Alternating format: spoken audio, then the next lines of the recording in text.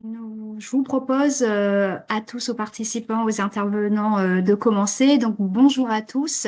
Je suis donc Audrey Gonneau, chargée de mission en prévention et promotion de la santé au Réseau français des villes santé. Je vous souhaite la bienvenue à notre webinaire que nous avons intitulé Quel héritage des Jeux olympiques et paralympiques pour les villes et intercommunalités. Donc, avant de commencer, quelques mots rapides sur le Réseau français Villes Santé pour celles et ceux d'entre vous qui ne nous connaissent pas encore. Donc, le réseau français Ville Santé est un réseau national composé de 116 villes et intercommunalités issues du mouvement européen des villes santé de l'OMS. Donc, notre mission est d'accompagner et de soutenir les villes et intercommunalités françaises dans une approche globale de la santé pour l'amélioration de la santé de la population. Donc pour cela, en fait, on facilite le partage d'expériences, le partage d'informations entre nos villes membres.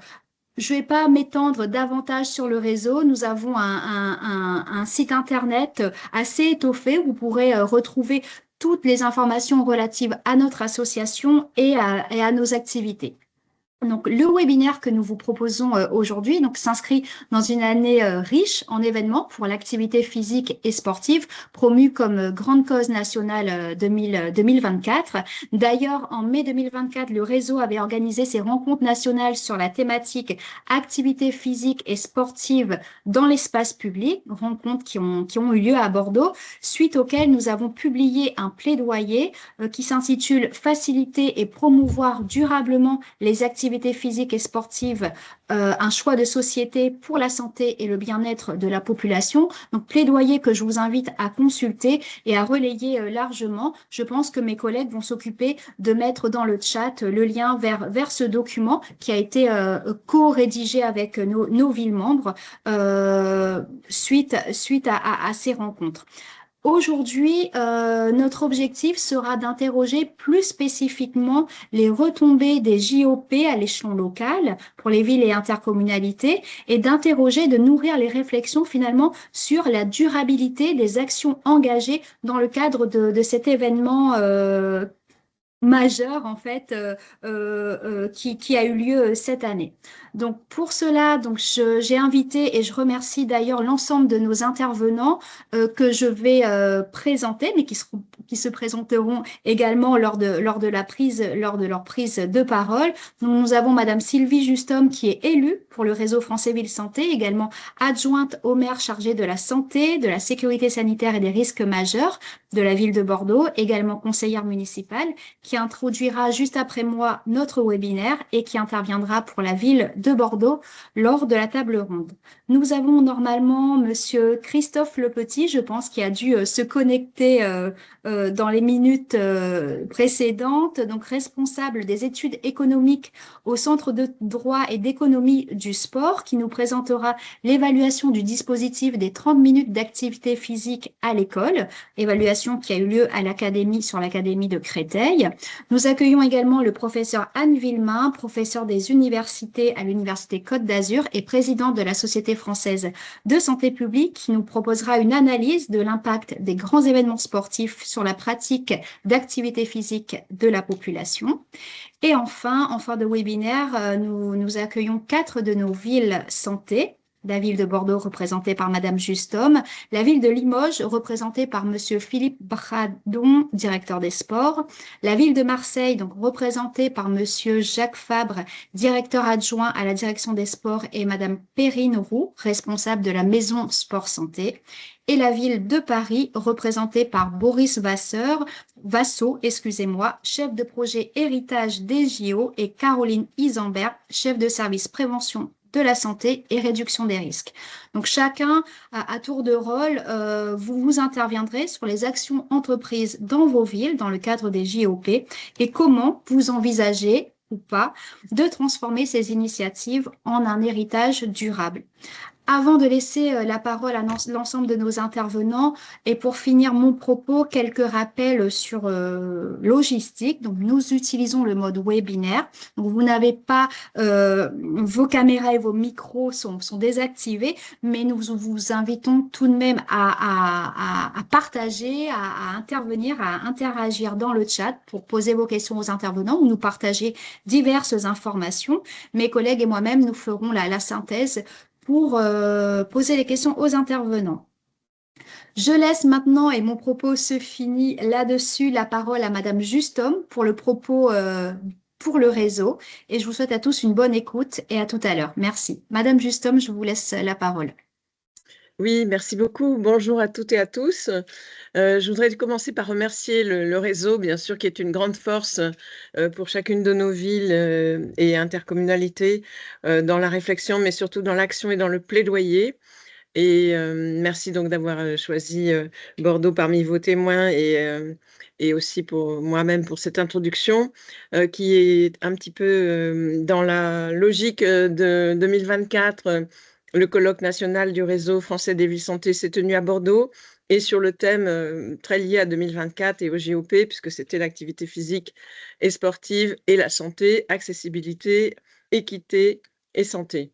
Et à l'occasion de ce colloque, nous avons donc élaboré au sein du réseau un appel, en quelque sorte, un appel de Bordeaux, un plaidoyer pour la promotion d'une activité physique et sportive durable et que ce ne soit pas un héritage éphémère, mais c'est toute la question de notre webinaire, donc je n'y insiste pas parce que, bien sûr, l'activité physique a été déclarée grande cause 2024, mais comme vous le savez, la santé mentale est déclarée grande cause 2025.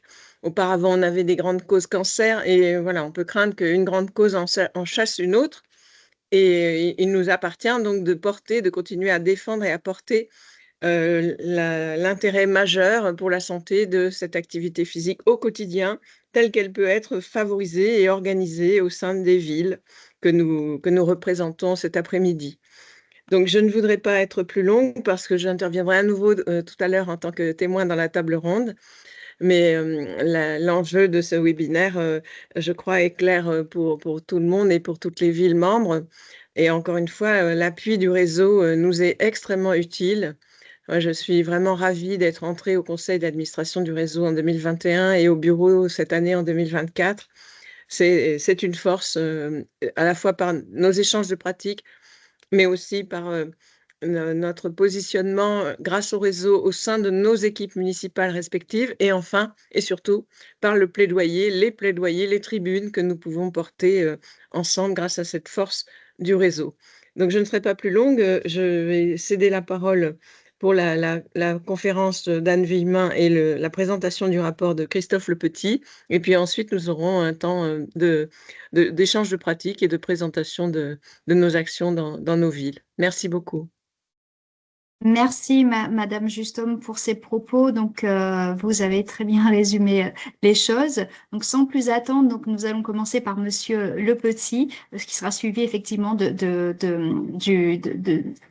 la présentation de Madame Villemin. Donc, Monsieur Le Petit, je crois vous avoir vu. Je vous laisse voilà, commencer l'échange de notre webinaire, de lancer votre diapositive. Je crois que vous en avez un pour nous présenter l'évaluation du dispositif des 30 minutes d'activité physique qui était une des mesures majeures en lien avec les JOP. C'est à vous. Oui, bonjour, j'espère que vous m'entendez bien, tout d'abord. Oui, très Oui, bien. parfait. Est-ce que vous voyez aussi le support qui s'affiche à l'écran? Oui, on a une projection, on voit le... très bien, pardon. C'est parfait. Ok, voilà. Donc dites-moi si jamais les slides ne passaient pas, parce que des fois il y a des petits bugs. Donc déjà, ben, merci beaucoup au réseau de m'avoir invité pour parler de ce rapport d'évaluation de la stratégie héritage et durabilité de Paris 2024. Donc moi, je travaille au Centre de droit et d'économie du sport. Nous sommes basés à Limoges je suis responsable des études économiques et donc on a accompagné Paris 2024 depuis 2022 maintenant, donc ça fait 2 ans, bientôt 3, dans la mise en place d'une démarche évaluative de la stratégie héritage et durabilité. C'est un travail qu'on a mené en collaboration, en partenariat avec 2 autres cabinets le groupe Pluricité, qui est basé à Lyon, qui est spécialiste d'évaluation de politique publique et d'impact social du sport, et l'agence phare, également spécialiste d'évaluation et d'impact social du sport. Et donc, on a travaillé tous les trois, tous ensemble, pendant de nombreuses années, sur l'évaluation de cette stratégie, en la plaçant volontairement sous la supervision d'un comité de suivi de l'évaluation, composé à la fois de représentants de la communauté académique française, avec des universités, des professeurs d'université de différents horizons, mais également de représentants d'organisations sportives internationales de référence, comme le Comité international olympique ou l'OCDE, qui fait aussi office de référence sur le sujet de l'évaluation, puisqu'ils ont produit des guides à l'attention des organisateurs d'événements, pas uniquement sportifs, justement pour pouvoir évaluer les impacts. Donc, je vais sans plus attendre peut-être arriver au sujet qui nous amène à échanger aujourd'hui, en vous disant que effectivement notre analyse et nos échanges sur le dispositif des 30 minutes d'activité physique quotidienne s'inscrivent donc dans le cadre de la stratégie héritage et durabilité, qui est une stratégie qui a été impulsée par Paris 2024 en tant que comité d'organisation des Jeux olympiques et paralympiques, mais qui est une stratégie qui a été volontairement et de façon très volontariste co-construite avec l'ensemble des parties prenantes. Boris Vassot est ici et il pourrait en parler aussi bien que moi, puisqu'il a été au cœur du réacteur, ce qui fait que la stratégie est à la fois d'actions qui ont été portées et impulsées par le comité d'organisation lui-même, mais aussi portées et ou impulsées par les parties prenantes, ville de Paris, établissements publics, conseil départemental de Seine-Saint-Denis, etc., etc. Cette stratégie, elle repose sur deux piliers. Un pilier qui consistait à livrer des jeux exemplaires et un second pilier qui va nous amener à échanger un peu plus aujourd'hui, visant à bâtir un héritage social et environnemental. Ces deux piliers se déclinaient ensuite en quatre grands objectifs, ou en tout cas en quatre grands thèmes que vous voyez apparaître à l'écran. Je passe volontairement rapidement sur le pilier 1 pour vous dire que notre rapport qui a été publié en novembre 2023 et dont une version finale sera publiée en tout début d'année 2025, eh bien, porté spécifiquement sur le pilier 2, c'est-à-dire sur les actions qui visaient à utiliser le sport comme un outil au service de l'éducation, de la santé et de l'inclusion. Et donc, si on resserre encore un petit peu plus la focale, dans ce qui était la stratégie relative à l'utilisation du sport pour la santé, Paris 2024 et ses parties prenantes avaient développé un programme intitulé Bouger plus. Ce programme intitulé Bouger plus, il avait, et il a, enfin il avait, maintenant il faut certainement parler un petit peu au passé, pour ambition d'utiliser les jeux pour les mettre au service du développement de la pratique sportive au sens très large, bien sûr licenciée, mais aussi auto-organisée, mais aussi en salle privée marchande. Je pense qu'il ne faut pas être sectaire et bien avoir en tête l'importance du développement de la pratique sportive partout et pour tous et pour toutes. Partant du constat, et vous voyez quelques chiffres ici, je ne vais évidemment pas tous les détailler, mais d'autant plus que ce sont probablement des chiffres que vous connaissez, que le pays, la France et ses habitants, comme beaucoup d'autres pays occidentaux et ou dits développés, rencontrent des enjeux majeurs, on fait face à des enjeux majeurs en termes de lutte contre la sédentarité, notamment, mais pas seulement, mais notamment chez les plus jeunes, avec des jeunes qui bougent trop peu, qui ne font pas assez d'activités physiques et sportives, qui ne sont pas assez en mouvement et qui donc peuvent présenter des niveaux inquiétants sur certains seuils sanitaires, que ce soit le temps d'écran ou le temps d'activité physique et sportive par jour. Et donc avec un niveau de classement, par exemple, de la France au 119e rang sur 146 en ce qui concerne le niveau d'activité physique et sportive. Donc c'est en partant de ce constat-là, je crois, qui est communément admis aujourd'hui, que Paris 2024 a émis le souhait, l'objectif et l'ambition, avec ses parties prenantes, encore une fois, de pouvoir développer des actions à son niveau et à son échelle. C'est un événement qui est certes extrêmement important, le plus important, tout secteur confondu, au niveau international, mais qui n'est qu'éphémère. On a obtenu les Jeux en septembre 2017 et ils se sont déroulés en juillet, août et septembre 2024. Et donc, on ne pouvait évidemment pas tout résoudre et tout attendre des Jeux, mais il y avait la volonté de pouvoir impliquer un certain nombre d'actions en vue de léguer ce qui s'appelle un héritage pour la France et pour sa population. Et donc, dans cette stratégie, il y avait cette stratégie Bouger plus. Cette stratégie bouger plus, elle a été déclinée à travers trois grandes ambitions. La volonté de faire bouger plus les Françaises et les Français, notamment les plus petits, à l'école. La volonté également de bouger plus en ville, en utilisant l'espace urbain pour développer des comportements actifs et lutter contre la sédentarité. Notamment en utilisant le design actif dans l'espace urbain, dans les parcs, sur les berges des rivières, etc. Il y a eu d'ailleurs un programme développé avec l'Agence nationale pour la cohésion des territoires et des villes pilotes qui ont pu mettre en place un certain nombre de ces actions. Et bouger plus également au travail, puisque pour les gens qui ne sont pas à l'école, nous sommes des actifs bien souvent, et au travail, nous passons beaucoup de temps assis face à des écrans, avec donc des comportements qui peuvent être des comportements à risque sur le plan de la santé. Et donc là aussi, l'utilisation du design actif, un challenge qui s'appelait le challenge Go for 30, qui visait à ce que des employeurs, en particulier chez les partenaires des jeux, puissent proposer à leurs collaborateurs des activités physiques et sportives visant à leur faire atteindre le seuil de 30 minutes d'activité physique quotidienne. Tout cela ayant évidemment, au bout du compte, pour objectif de développer l'activité physique, de développer le mouvement pour justement que ça puisse apporter des effets positifs sur le plan de la santé.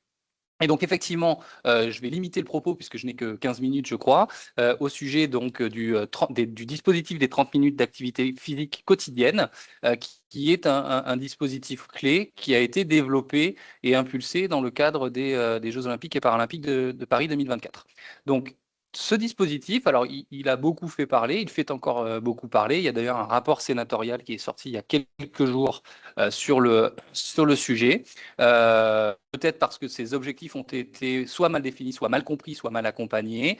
En tout cas, ce dispositif, c'est une action qui n'a pas vocation à remplacer l'éducation physique et sportive. L'éducation physique et sportive fait partie des matières obligatoires à l'école, au collège et au lycée, et c'est une matière avec des finalités éducatives. C'est une action qui avait vocation à être complémentaire à l'EPS et qui pouvait d'ailleurs être développée dans le cadre scolaire, dans le cadre périscolaire ou dans le cadre extrascolaire. Elle a été développée, cette action, par Paris 2024 dès 2020, en partant notamment et en prenant appui sur la base d'un programme développé en Finlande, Schools on the Move, et elle a été développée en partenariat avec le ministère de l'Éducation nationale et l'Agence nationale du sport. Comme sur beaucoup d'autres dispositifs, que ce soit celui-ci ou d'autres dispositifs, l'objectif était de partir d'une expérimentation à un niveau territorial donné. Pour les 30 minutes d'activité physique quotidienne, est passé à l'Académie de Créteil en 2019. Il y a eu un dispositif qui s'appelle le dispositif Paris Sportif, développé avec la ville de Paris, par la ville de Paris, qui a été aussi un élément développé à l'échelon local, mais ce n'est pas le sujet aujourd'hui, mais qui visait le développement de la pratique sportive des femmes. Eh bien, c'était le même sujet. On partait d'une expérimentation à un niveau local en vue d'avoir un déploiement national, puis une généralisation.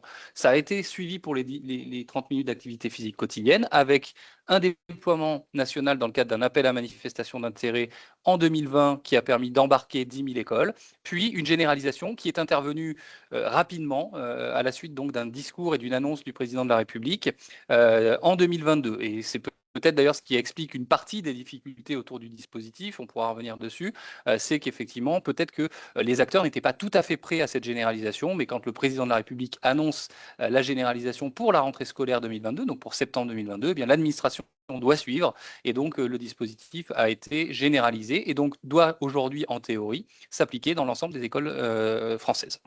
Donc, on a effectivement, nous, développé dans le cadre de la mission d'accompagnement de Paris 2024, une évaluation de ce dispositif d'un point de vue global et avec un focus sur l'Académie de Créteil, qui était donc le territoire pilote.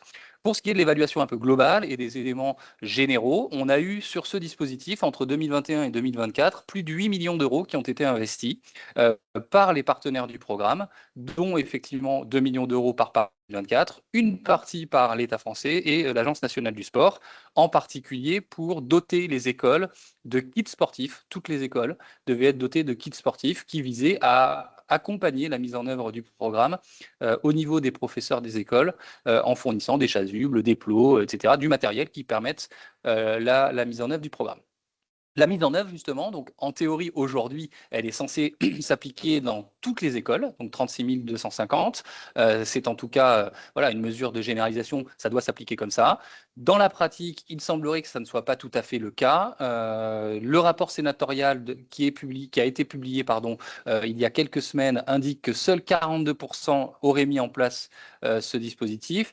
Et quand on parle de mise en place au niveau d'une école, ça ne veut pas forcément dire que toutes les classes de cette école mettent en place et mettent en œuvre le dispositif. Et donc seulement une partie des écoles mettrait en œuvre le dispositif des 30 minutes d'activité physique quotidienne. Ça mériterait d'être mieux documenté et la DGESCO, le ministère de l'Éducation nationale, vont continuer probablement à apporter des éléments sur l'effectivité du dispositif. Sur les kits sportifs, là aussi, en théorie, toutes les écoles sont censées être dotées. Il semblerait là encore qu'il y ait peut-être des écoles en attente de réception. Pour autant, c'est peut-être juste là une question de calendrier, puisque d'un point de vue budgétaire et d'un point de vue pratique, toutes les écoles sont censées avoir été aujourd'hui dotées de ce dispositif et de ces kits sportifs. Et donc un dernier élément sur l'évaluation globale, j'ai pas suffisamment de temps pour rentrer dedans, et puis en plus il y a notre rapport final d'évaluation qui sera publié en début d'année, viendra nourrir un petit peu plus ces réflexions. Le dispositif aujourd'hui, pour ceux qui le connaissent et qui en ont entendu parler, semble contesté, en tout cas remis en question ou challengé pour diverses raisons. Sa connexion avec l'éducation physique et sportive d'une part, ses objectifs pédagogiques d'autre part, et le fait que potentiellement mettre en place ce dispositif sur le temps scolaire, un temps scolaire qui est contraint en termes de volume horaire, soit relativement complexe. Voilà, je ne peux pas en dire beaucoup plus pour le moment, mais pour ceux qui sont intéressés par le sujet, je vous invite à attendre notre rapport et ou consulter ce rapport sénatorial sur le dispositif. On est donc allé un petit peu plus loin sur l'évaluation. Donc, ça, c'est aussi un élément sorti du rapport sénatorial qui indique finalement le dispositif, si on n'a pas encore la preuve fondamentalement irréfutable qu'il a des apports sur la santé publique et sur la santé des élèves, sur la lutte contre la sédentarité, il produit malgré tout des effets qui sont loin d'être inintéressants, notamment sur le fait qu'il améliore significativement les apprentissages. Et donc là, vous pouvez voir sur ce graphique qu'il y a des effets qui sont positifs pour les apprentissages en direct, mais aussi sur la concentration et la disponibilité des élèves, et donc sur leur préparation à recevoir ces apprentissages. Et donc c'est vrai que quand je parlais d'objectifs peut-être mal définis, on est rentré par le biais de la sédentarité et on s'est dit ça va lutter, on va utiliser des dispositifs pour lutter contre la sédentarité, c'est véritablement l'objectif, mais cet objectif sous-jacent, peut-être moins affirmé, est également très important et peut être revendiqué, comme on va aussi le voir dans le cadre de l'analyse que nous avons développée avec l'ONAPS sur l'Académie de Créteil. Donc, quand on regarde plus particulièrement ce qui s'est passé sur Créteil, on se rend compte donc que c'est une étude qu'on a, nous, supervisée et qui a été conduite et réalisée par les chercheurs de l'ONAPS, que 56% des écoles de l'Académie mettaient en place le dispositif, avec le même pourcentage, 56%, qui le mettaient en place tous les jours. Et vous voyez la répartition, d'autres le mettaient seulement en place un jour par semaine, seulement 3% des écoles, mais des fois, c'était 2 jours par semaine ou 3 jours par semaine. Il faut bien avoir en tête que ce dispositif, dans son approche, il avait été résolument souple. On ne souhaitait pas imposer quelque chose, que ce soit sur le temps scolaire ou que ce soit sur les modalités. C'est-à-dire que c'est un dispositif qui pouvait être mis en place dans la cour d'école, dans la classe, dans l'espace entre la classe et la cour d'école, pour s'adapter aussi aux réalités des équipements et notamment des écoles. Donc, il y avait cette souplesse qui était laissée. Et donc, on le retrouve aussi dans cette analyse de l'ONAPS. Sur d'autres éléments, 26 minutes en moyenne, donc on n'est pas loin des 30 minutes, ce qui est plutôt positif puisque c'était l'objectif. Et on a des modalités d'application qui sont majoritairement sur des temps qui se déroulent hors récréation. 39% sur le temps de récréation et 10% sur le temps périscolaire. Donc on voit aussi que les enseignants se sont mobilisés pour développer ces éléments sur différents temps. Et donc, pour arriver à la conclusion assez rapidement maintenant, il y a eu des effets perçus. On n'a évidemment pas pu enquêter, et l'ONAPS n'a pas pu enquêter auprès des élèves eux-mêmes, mais a enquêté auprès des enseignants de l'Académie de Créteil. Et là, les effets perçus par les enseignants s'avèrent globalement positifs.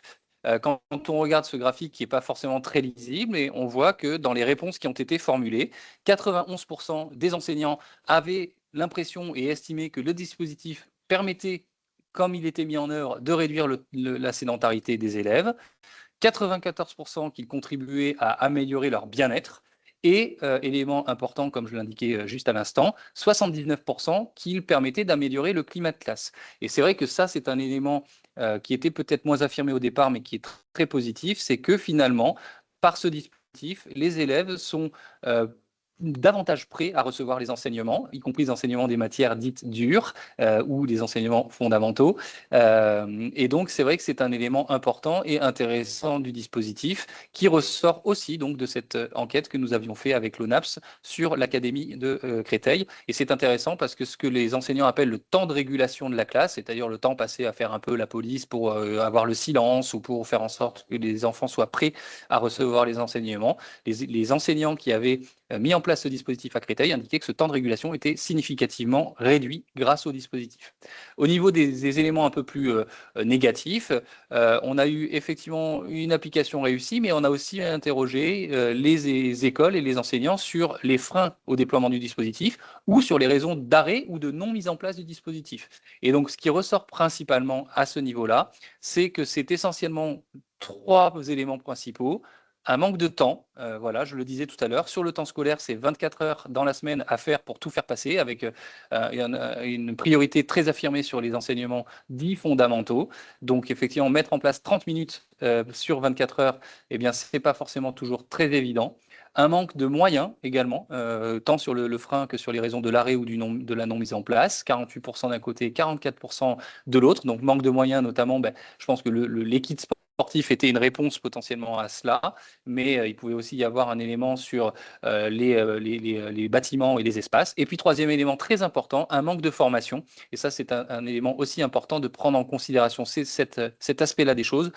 Il est nécessaire de bien former, bien accompagner les professeurs dans la mise en place de ce dispositif.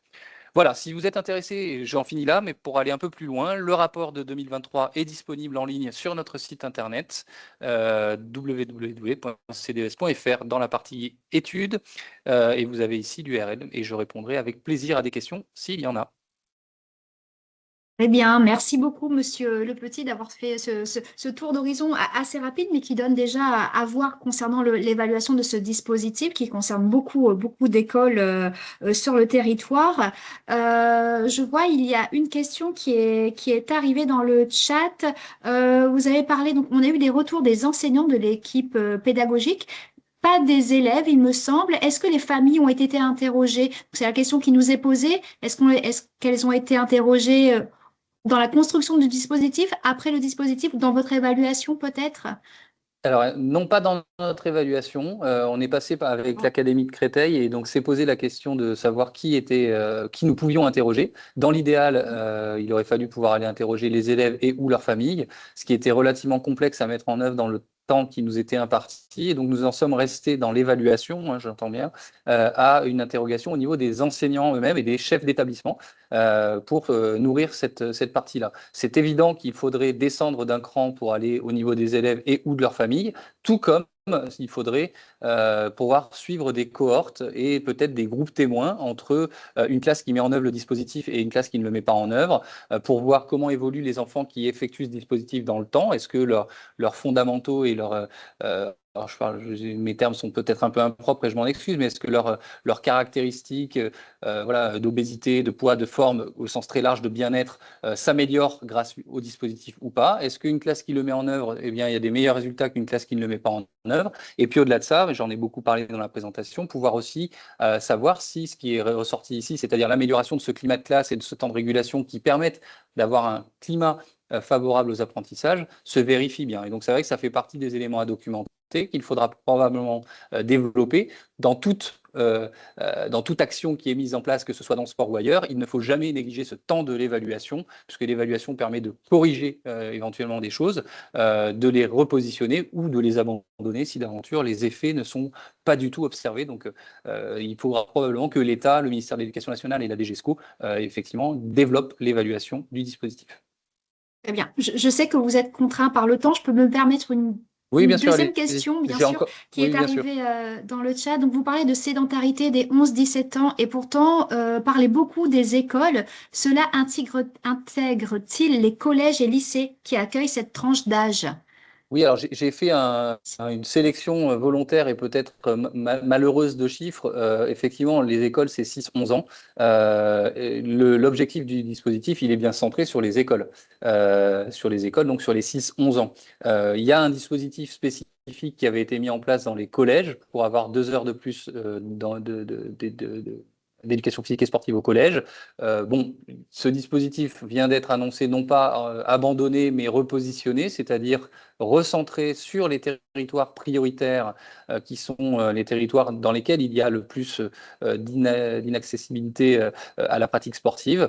Donc nous, on ne s'est pas du tout concentré sur la partie collège, puisque le 30 minutes d'activité physique quotidienne à l'école concernait bien les scolaires, mais il faut savoir que les pourcentages qu'on indiquait et que j'indiquais en introduction sont aussi très défavorables quand on regarde la pratique sportive des 6-11 ans, avec des chiffres qui sont très alarmants sur la sédentarité et sur les effets de la sédentarité. Donc voilà, par exemple, 37% des enfants de 6 à 10 ans qui ne respectent pas les recommandations de 60 minutes d'activité physique quotidienne par jour. Voilà, et tous ces chiffres sont des chiffres qui sortent de sources référencées, qui sont des sources solides, et ce ne sont pas juste des sources sur la base de sondages, hein, c'est vraiment des éléments qui ont été précisément documentés. Alors, je me permets la nouvelle question Oui. qui arrive dans le chat. Est-ce que cette action a conduit à ce que les villes accélèrent l'aménagement de leurs cours d'école pour favoriser justement l'activité physique? Alors, c'est vrai que c'est une excellente question et ça rejoint d'ailleurs un autre dispositif qui a été développé dans le cadre de la stratégie héritage et durabilité, qui est le dispositif des cours d'école actives. Voilà, quand je parlais de design actif, il y a le design actif en ville, mais il y a aussi le design actif dans les lieux scolaires. Et l'Agence nationale du sport, en lien avec Paris 2024, a mis en place un dispositif pour faire en sorte que les cours d'école, qui sont aujourd'hui des lieux où la pratique sportive est plutôt l'apanage des garçons qui utilisent l'espace central, et les filles sont plutôt sur le côté, et les cours d'école, elles sont pas forcément très bien aménagées pour favoriser la pratique sportive, et ben, ces cours d'école, on les repense, on les refasse, et donc on les pense justement pour favoriser, l'activité, le mouvement, et 2, la mixité. Et donc oui, certaines écoles ont pu engager cette réflexion des cours d'école. Je parlais du design actif à Saint-Didier, par exemple, qui est une des villes pilotes. Il y a eu, la ville de Limoges, je crois, est aussi présente, elle pourra peut-être en dire 2 mots, mais à Saint-Didier, il y a eu des écoles qui ont transformé, grâce à la mairie de Saint-Dizier, à la ville de Saint-Dizier, les cours d'école pour faire en sorte que les enfants puissent être actifs. Donc, par exemple, sur le mur qui longe l'entrée, il y a eu des sortes de murs d'escalade qui ont été mis en place. Dans les cours d'école, on a mis en place du marquage au sol, des éléments pour justement que la cour d'école puisse être aussi un lieu de pratique. Très bien. Et oui, très bien, Bah, le rapport sur le site de l'ONAPS dans le chat, voilà. c'est très bien, puisque l'ONAPS a extrêmement bien travaillé sur cette mission, et ça a été un vrai plaisir de travailler avec les experts de cet organisme. Très bien. Et alors, on a un petit peu dépassé le temps. Et, je ne sais pas si on peut prendre de votre côté une dernière question, vraiment la toute dernière, ou est-ce que Oui, allons-y. les professeurs des écoles disposent d'une formation sportive plus approfondie avec du sens? Alors, je Alors, reformule ouais, ça fait, sur cette. je crois comprendre la question. Et c'est justement un des éléments là qui ressort des entretiens qu'on est en train de réaliser avec différents acteurs pour mieux comprendre leur perception du dispositif. Il y a le sujet de l'accompagnement des professeurs des écoles dans la mise en œuvre de ce dispositif-là, mais il y a plus largement derrière, en filigrane, la place de l'éducation physique et sportive à l'école, notamment quand on a un accent très fort qui est mis sur les savoirs fondamentaux. Moi, je suis un peu convaincu du sujet, donc je ne suis pas forcément représentatif. Je considère que l'éducation physique et sportive est un savoir fondamental. Donc, il faudrait renforcer sa place. Et malheureusement, c'est vrai que la formation des professeurs d'éducation physique et sportive, la formation des professeurs des écoles à l'encadrement de l'EPS je crois, été réduite dans l'intervalle. Et donc, c'est assez regrettable, finalement, d'avoir à la fois cette volonté d'utiliser le temps scolaire, périscolaire, comme un lieu qui permet de développer l'activité et de réduire le temps de formation des enseignants à l'EPS, parce que ces enseignants, qui sont ceux qui mettent en œuvre, peuvent se retrouver un peu démunis, tant dans l'encadrement de l'EPS, Et donc, il faudrait déjà que le volume horaire de l'EPS qui est prévu à l'école soit respecté, ce qui peut être parfois difficile à faire parce que les équipements sportifs sont un peu éloignés et donc on n'a pas forcément le temps de faire les heures prévues. Et il faudrait que ça soit repensé pour que l'EPS soit bien mis en œuvre et puis que ce dispositif des 30 minutes vienne trouver sa place et sa complémentarité dans cet agenda très chargé.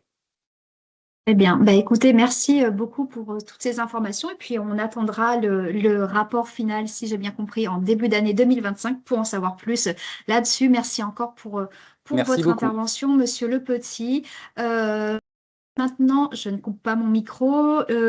Professeur Villemain, voilà, vous allez nous présenter l'analyse, l'étude que vous avez menée sur l'impact des grands événements sportifs et la pratique d'activité physique en population générale.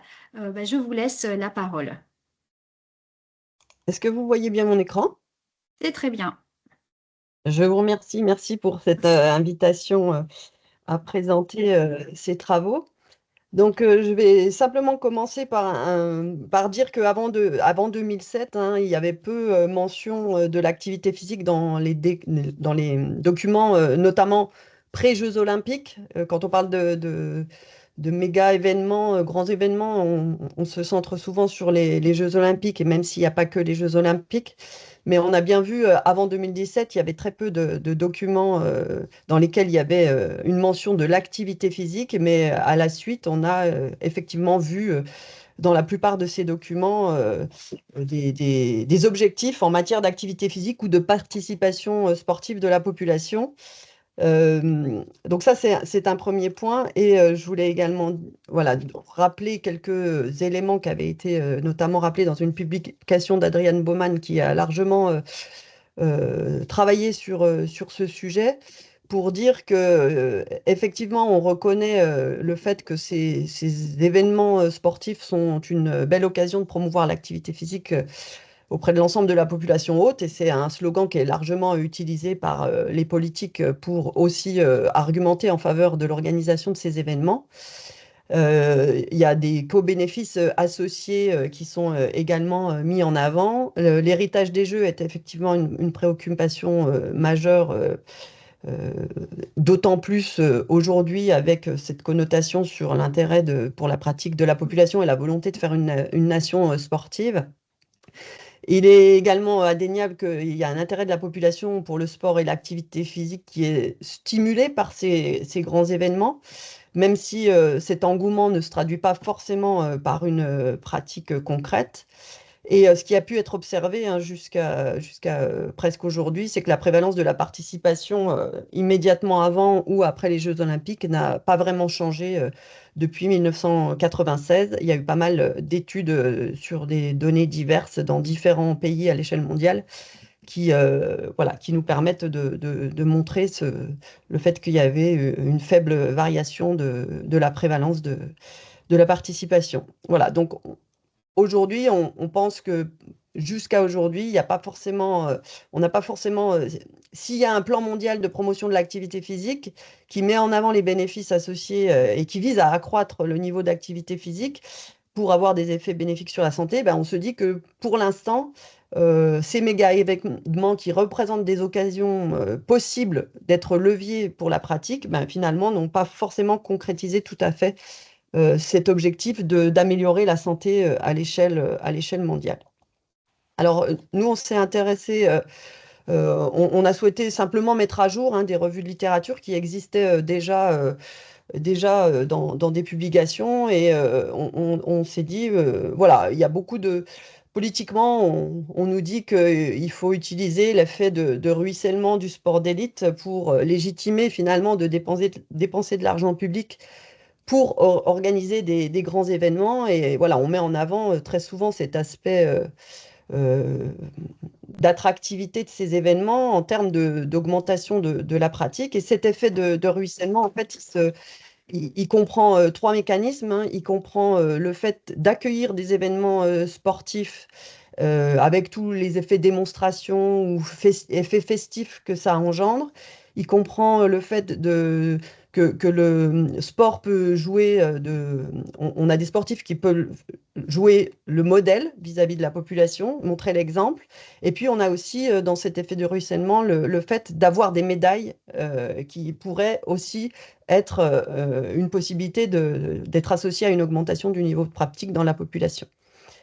Donc très souvent, ces arguments sont mis en avant par les politiques, et dans les précédentes revues de littérature, il n'y avait pas d'effet significatif, justement, d'effet de ruissellement significatif de l'organisation de ces grands événements. Et donc, on a simplement voulu remettre à jour au regard justement de ces préoccupations croissantes envers l'augmentation de la pratique de la population. On s'est dit, ben voilà, on va voir dans la littérature, parce que là, ce dont je vous parle, moi, ce sont exclusivement basés sur des études scientifiques. Donc, ça veut dire que dans la science, ben, on n'explore pas tout, mais en tout cas, on a essayé de synthétiser l'information de ce qui était disponible dans la littérature, et donc je ne peux pas me prononcer sur des choses finalement qui n'ont pas forcément été étudiées ou pas encore été étudiées. Donc, on a fait une revue systématique en se posant la question de, voilà, est-ce que le sport d'élite finalement influence le niveau de pratique dans la population générale? Et ce qui ressort au final, pour faire assez simple, c'est que donc les trois mécanismes qu'on associe à l'effet de ruissellement que vous avez sur la droite de la diapositive, c'est que finalement, au regard des études qu'on a pu sélectionner comme étant recevables, soit méthodologiquement parlant, soit sur les critères d'inclusion qu'on avait mis, et notamment on a inclus tous ces grands événements, mais pas tous. Je vais y revenir sur enfin, des grands événements, oui, mais il y a un certain type d'événements qu'on n'a pas inclus, et je vais y revenir juste après. Et ben finalement, on voit aucune évidence, sachant que le dernier mécanisme sur le role model, qu'on appelle, enfin ce role modeling, il n'y a pas en fait d'évidence, mais vous voyez qu'il n'y a pas forcément non plus beaucoup d'études qui se sont intéressées à cet aspect. Donc, en tout cas, sur le peu d'études qu'il y a, il n'y a pas non plus d'évidence sur cet effet. Donc ça, c'est une première chose. Et donc, on a finalement, il existe un modèle qui est le cercle vertueux du sport, qui part du principe que le sport d'élite bénéficie d'une large base de participants de masse, et qui sert de réservoir de talent qu'il crée en fait. Et ça, c'est ce cercle appelé cercle vertueux. Et si on replace un petit peu notre étude systématique, on a dans ce cercle vertueux, vous voyez qu'il y a des pointillés de chaque côté. Ce sont finalement des aspects que nous, on n'a pas forcément étudiés dans notre étude. Donc, on a bien étudié l'effet de ruissellement, avec le manque d'évidence sur l'impact que ça peut avoir sur l'augmentation de la pratique en population générale. Mais vous voyez aussi que nous, on ne s'est pas intéressé à des aspects autour d'incentives qu'on peut donner à la population quand on organise parfois des grands événements sportifs, parce qu'on voulait quelque chose on voulait pas forcément des effets biaisés sur l'incitation à la pratique.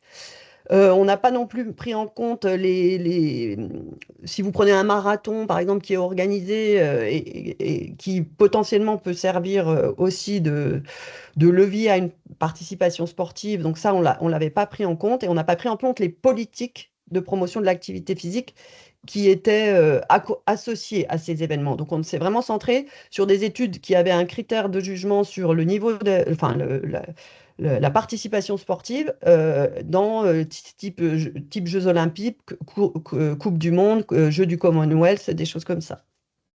Et puis, on n'a pas non plus regardé l'effet inverse, en fait, l'augmentation de la pratique dans la population et l'impact que ça a sur le sport d'élite. Donc ça, c'était voilà, un choix, puisque nous, on voulait vraiment se centrer sur cet effet de ruissellement dont on nous avance souvent des aspects plutôt, et ce sont les arguments qui sont utilisés. Et au final, pour l'instant, en tout cas scientifiquement, ces aspects-là n'ont pas forcément été démontrés. Alors, dans notre étude, elle a été publiée en 2023, donc elle a inclus un certain nombre de papiers, et elle n'a pas forcément inclus un article qui est sorti à peu près aussi au moment où nous, on faisait notre travail. C'était sur les Jeux olympiques de Tokyo en 2020. Et ce papier est assez intéressant. Alors, j'ai juste repris le graphique, puisque en fait, eux, ils ont étudié le niveau d'activité physique de la population avant et après l'annonce du fait que Tokyo avait été retenu comme ville pour l'organisation des Jeux Olympiques de 2020. Et en fait, ils ont repris des études, des enquêtes nationales, différents types d'enquêtes nationales, ou alors des enquêtes locales de la ville de Tokyo que vous avez. C'est pour ça que vous avez 5 courbes, avec des définitions de l'activité physique que vous pouvez voir dans la légende de la figure, qui sont assez variables et qui peuvent être différentes de celles qu'on peut utiliser, et notamment euh, par rapport à la exercise habit, par exemple les habitudes d'exercice, ou sur la participation sportive, qui est celle de s'engager dans un sport au moins une fois par semaine. Donc on n'a pas forcément, il faut faire attention aux définitions qu'on utilise quand on a ces enquêtes, mais en tout cas, quelle que soit l'enquête, ce qu'on s'est aperçu, c'est qu'il n'y avait pas de changement entre l'annonce de recevoir les Jeux n'a pas montré de changement sur la pratique de la population générale. Donc ça, c'est aussi quelque chose d'intéressant à voir, puisque il y a des choses qui se mettent en place très souvent en amont des Jeux, et je vais en reparler juste après. Et je n'ai pas vu d'autres études, par exemple sur les Jeux de Tokyo, sur l'impact post-Jeux olympiques. Mais j'imagine que s'il y a eu une publication de ce type-là, il y en a une autre qui sortira sur l'évaluation post-Jeux. Ce sur quoi je voulais revenir concernant nous, ce qu'on a pu vivre en France, je voulais quand même rappeler qu'on avait eu, et c'était une démarche intéressante, mais c'est aussi la stratégie des villes, hein, qui souhaitent avoir les Jeux Olympiques. Ils avaient commandé une évaluation d'impact sur la santé, alors un EUS rapide qui avait été fait par l'Observatoire régional de santé d'Île-de-France, et qui était plutôt une initiative intéressante et qui avait mis en avant, donc il y avait eu un atelier avec différentes personnes qui avait mis en avant des forces, un SWOT, voilà, des forces, faiblesses, opportunités, menaces, avec un certain nombre d'éléments dont on pouvait se penser qu'effectivement, on pourrait pointer du doigt ces éléments-là, parce que c'est des choses qui ne sont pas forcément nouvelles, en tout cas quand on s'intéresse à la promotion de l'activité physique à des fins de santé. Dans un champ il y a des opportunités et des menaces qui sont largement connues depuis avant cet EIS, mais ça avait le mérite en fait d'avoir objectivé une problématique ou des problématiques. Et en fait, là où, alors c'est une analyse personnelle, hein, je me suis dit, ben, c'est intéressant parce qu'il y a cet EIS, et donc comment on va suivre finalement cette EUS, et peut-être s'intéresser à comment agir, utiliser les forces, essayer de limiter les faiblesses, etc. Et puis au final, quand on regarde l'évaluation, le rapport, pour l'instant en tout cas, parce que moi j'ai pas vu le rapport final, mais il y a des choses. On se dit on a fait un EUS pour avoir les Jeux Olympiques, parce qu'il fallait un EUS dans l'application, mais finalement ce n'est qu'accessoire dans la politique qui peut peut-être être menée, et la réelle implémentation d'une politique de promotion de l'activité physique favorable à la santé. Donc ça, simplement pour dire, c'est dommage parce qu'il y avait une initiative, des moyens alloués, et puis pas forcément de continuité avec l'évaluation finale des Jeux, mais potentiellement, j'imagine qu'il y aura d'autres documents qui sortiront dans les années à venir. Alors, j'avais repris aussi, hein, ces éléments parce que c'est assez significatif, parce qu'il y a eu plein d'initiatives, ce qui est intéressant, qui est intéressant à souligner, et en même temps, on voit les limites que ça peut avoir d'avoir des dispositifs qui finalement sont implémentés sans forcément penser leur intégration au quotidien. Et donc, si on parle des dispositifs scolaires, il y a eu trois dispositifs. Le label Génération 2024 qui a été lancé très tôt, donc en 2017, avant les Jeux.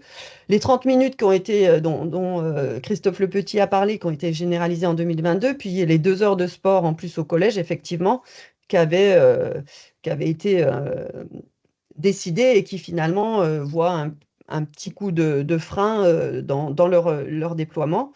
Et effectivement, je trouve que cet exemple, si on met l'accent plus particulièrement à la focale sur ces activités physiques quotidiennes, les 30 minutes, C'est un dispositif, comme il l'a été dit, qui a été annoncé tardivement, donc en fait une difficulté à implémenter les choses. Et c'est là où c'est dommage, parce qu'il y a une véritable occasion de faire un travail interministériel qui a été fait, mais qui du coup a pu déstabiliser un peu un certain nombre d'acteurs. Et finalement, on annonce, voilà, le président annonce que 90% des enfants ont cette demi-heure de sport quotidienne. Et quand on regarde un petit peu, alors, j'ai pas l'enquête des GESCO, même si on a des premiers éléments, mais pas l'enquête complète. Donc, il y a sûrement des aspects intéressants à croiser entre les différents suivis qui ont été faits de ce dispositif. Mais au final, on s'aperçoit que ce n'est pas du tout 90% et que les statistiques, on leur fait dire ce qu'on veut et que c'est important d'avoir les effectifs et de pouvoir avoir les chiffres bruts pour se faire une idée soi-même. Euh, Ce qui est dommageable, c'est qu'il n'y a pas il y a pas d'évaluation de santé publique. Il y a une évaluation, mais il n'y a pas une évaluation de santé publique de ce dispositif avec de réels impacts, même s'il y a des prémices. Le rapport du Sénat est intéressant parce que ça fait une sorte d'évaluation de processus, même si ce n'est pas tout à fait sous ce modèle-là, et il est très intéressant en termes de prise de conscience que mettre en œuvre un dispositif qu'on peut penser assez simple, de dire 30 minutes par jour, ça va être facile, il suffit de, eh ben, c'est pas aussi simple. Et je trouve que ce rapport est très intéressant à lire au regard de la complexité de la mise en œuvre. Et on a peu parlé, en tout cas, tout à l'heure, j'ai pas entendu, mais la place des collectivités territoriales qui est majeure dans l'implémentation de ce dispositif et voilà, il y a les écoles, il y a les administrations, il y a les collectivités, il y a les acteurs du sport. Donc, il y a tout un écosystème qui doit se coordonner. C'est essentiellement un dispositif de lutte contre la sédentarité et pas tant un dispositif de promotion de l'activité physique comme son nom le laisse penser. On a parlé de l'accompagnement des enseignants à renforcer, pas forcément que des enseignants. Un certain nombre de freins organisationnels et matériels, je vais pas revenir dessus. Et moi, simplement, je veux juste remettre l'accent sur effectivement ce plan cours d'école active et sportif. Et au final, cette année, on a vu une annulation finalement du décret qui permettait de financer enfin, en partie ce programme. Et donc, il y a une forme de paradoxe. L'année de la grande cause nationale activité physique, finalement, l'aménagement des cours d'école, ce n'est pas forcément une priorité politiquement. En tout cas, il y a une forme de paradoxe à mon sens. Ensuite, je voulais simplement revenir aussi sur cette idée qu'on a un plan mondial de promotion de l'activité physique que vous connaissez, et je pense que pour essayer d'avancer, il faut qu'on se cale sur ce plan mondial, même s'il reste, il paraît peu opérationnel, il donne des grandes orientations. Il est important que toutes les actions se coordonnent et puissent se mettre en synergie pour emmener finalement un certain nombre d'acteurs dans la société et la population dans une société plus active. Et il y a un papier très récent de Fiona Bull qui nous rappelle que finalement, ces grands événements sportifs, et elle met en avant le fait que le retrait de l'Australie de l'organisation des Jeux du Commonwealth de 2026, qui montre que ces grands événements sportifs, finalement, ils ne sont pas juste des événements sportifs et qu'il y a bien d'autres enjeux qui se jouent et qu'aujourd'hui, il y a des grandes villes qui se posent la question de l'intérêt finalement réel et des contraintes associées à l'accueil de ces grands événements sportifs, même si en France, on a plutôt continué dans le sens d'organiser ces grands événements. En termes de conclusion, alors plusieurs éléments que j'aimerais souligner par rapport à cette possibilité de promouvoir l'activité physique. Finalement, les grands événements sportifs sont un levier parmi d'autres de promotion de l'activité physique. Par contre, ce qui est important, c'est d'avoir une vision un peu globale de l'activité physique, qu'elle se déploie à différents niveaux. Et là, on revient sur une approche plutôt de promotion de la santé.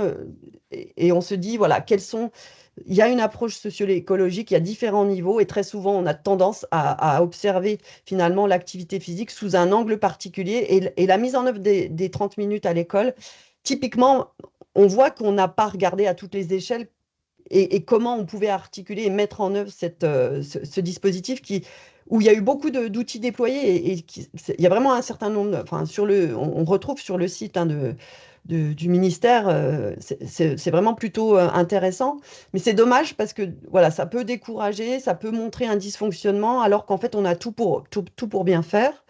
Appréhender l'activité physique de façon globale, c'est aussi la considérer dans dans ces différents milieux de vie, pardon.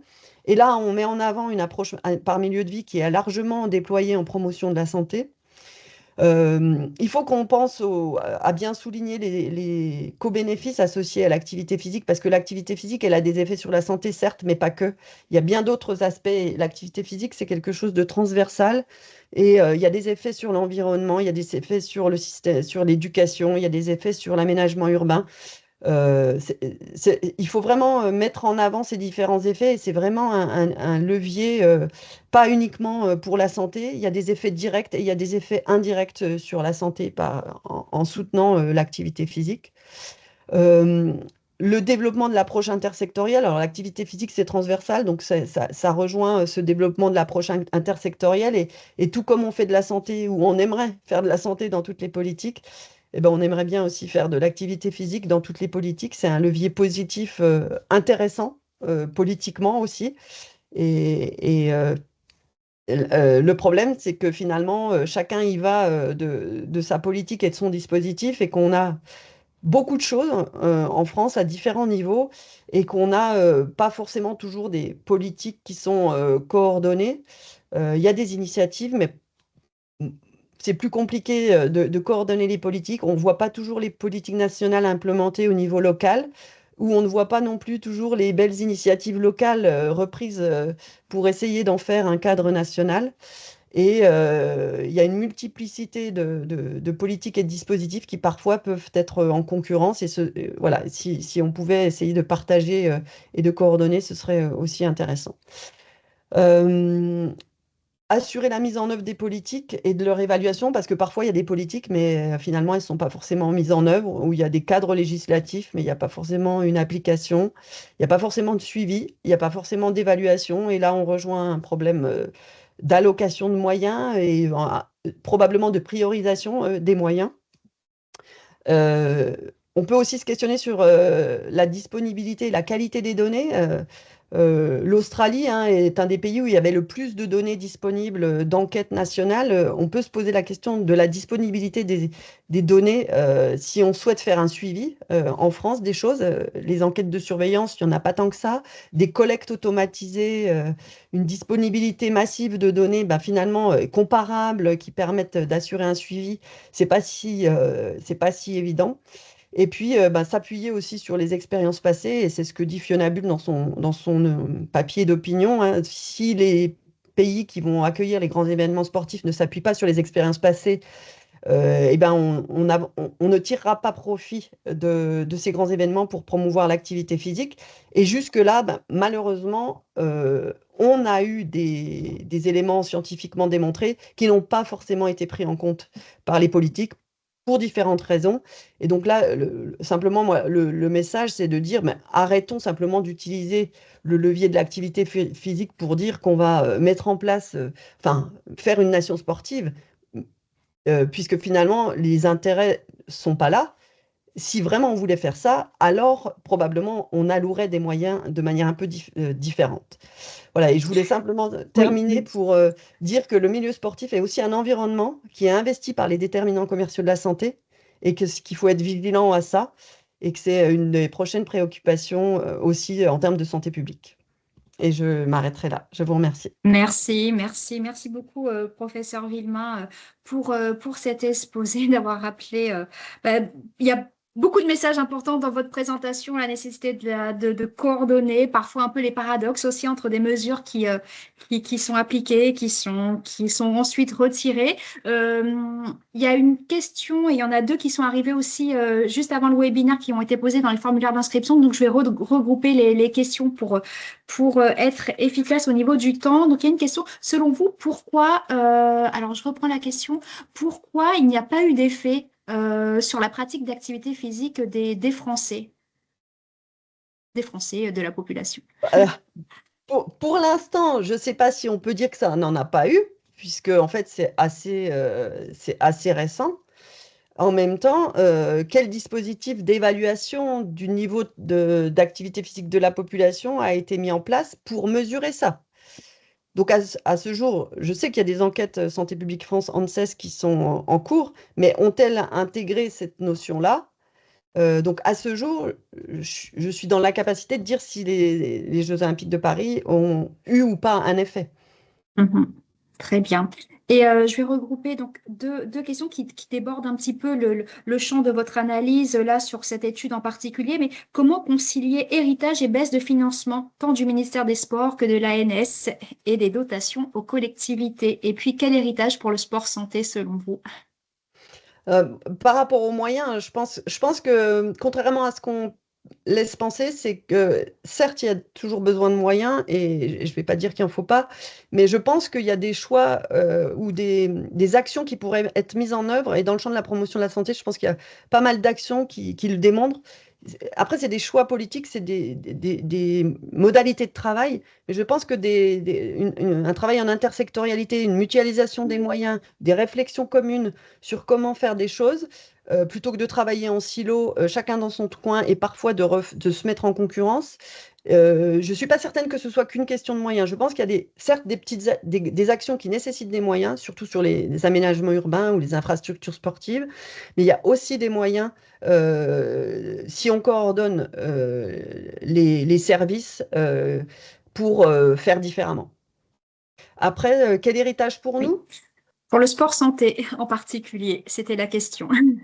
Alors, c'est pareil, je pense il est trop tôt pour parler. Enfin, au final, je ne sais pas ce qu'on aura réellement voulu en France. Et aujourd'hui, moi, j'ai pas d'évaluation, j'ai pas d'indicateur. Alors, certes, il y a un pré-rapport qui montre des choses, mais on n'a pas tant, pour l'instant, d'informations sur la méthodologie, sur des chiffres, Donc, pour le moment, moi, enfin, je veux pas m'avancer et j'espère qu'on aura des éléments positifs qui seront démontrés.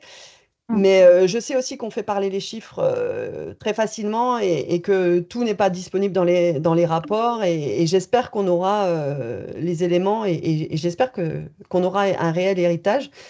Maintenant, on sait que ce sont des choses qui sont souvent à court terme.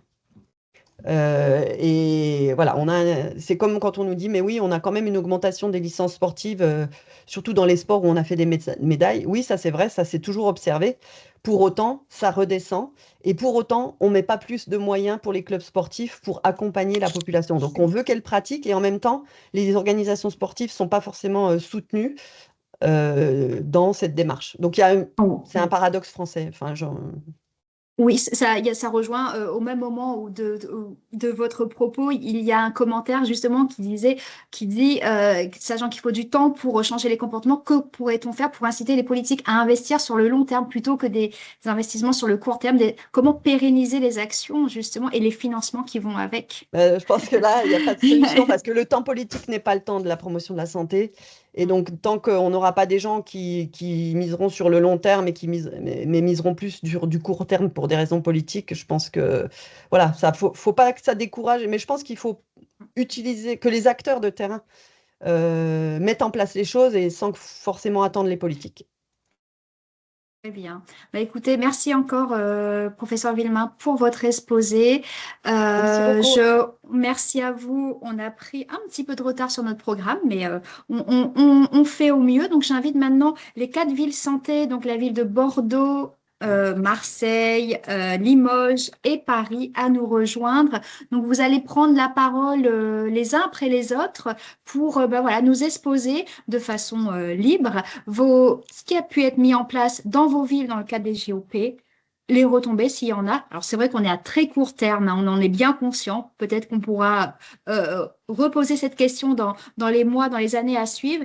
Et comment vous envisagez de faire perdurer ces actions? Voilà, je laisse Madame Justom commencer pour la ville de Bordeaux. Ensuite, donc, pour rappel, l'ordre, Limoges, Marseille et Paris. Voilà, merci à vous, Madame Justom. Merci beaucoup. Oui, merci aux deux intervenants qui ont apporté des éléments scientifiques éclairants à notre question commune. En ce qui concerne Bordeaux, nous avons eu déjà un petit peu le privilège de clore la tournée interministérielle pour une France en forme. Ça s'est clos à Bordeaux le 4 juin et j'avais été associée à la cellule d'organisation et de préparation de cette tournée pour une France en forme. Il y avait la Dragesse, il y avait l'Éducation nationale, l'Agence nationale du sport, la Caisse d'assurance maladie, l'ARS et j'en oublie. Et donc, c'est cette association de la ville à la préparation de cet événement qui était la dernière étape d'une tournée nationale a permis de rapprocher des acteurs qui ne se connaissaient pas jusque-là. Donc déjà, c'est un bénéfice assez précoce puisque c'était début juin et c'était quelques jours après notre colloque.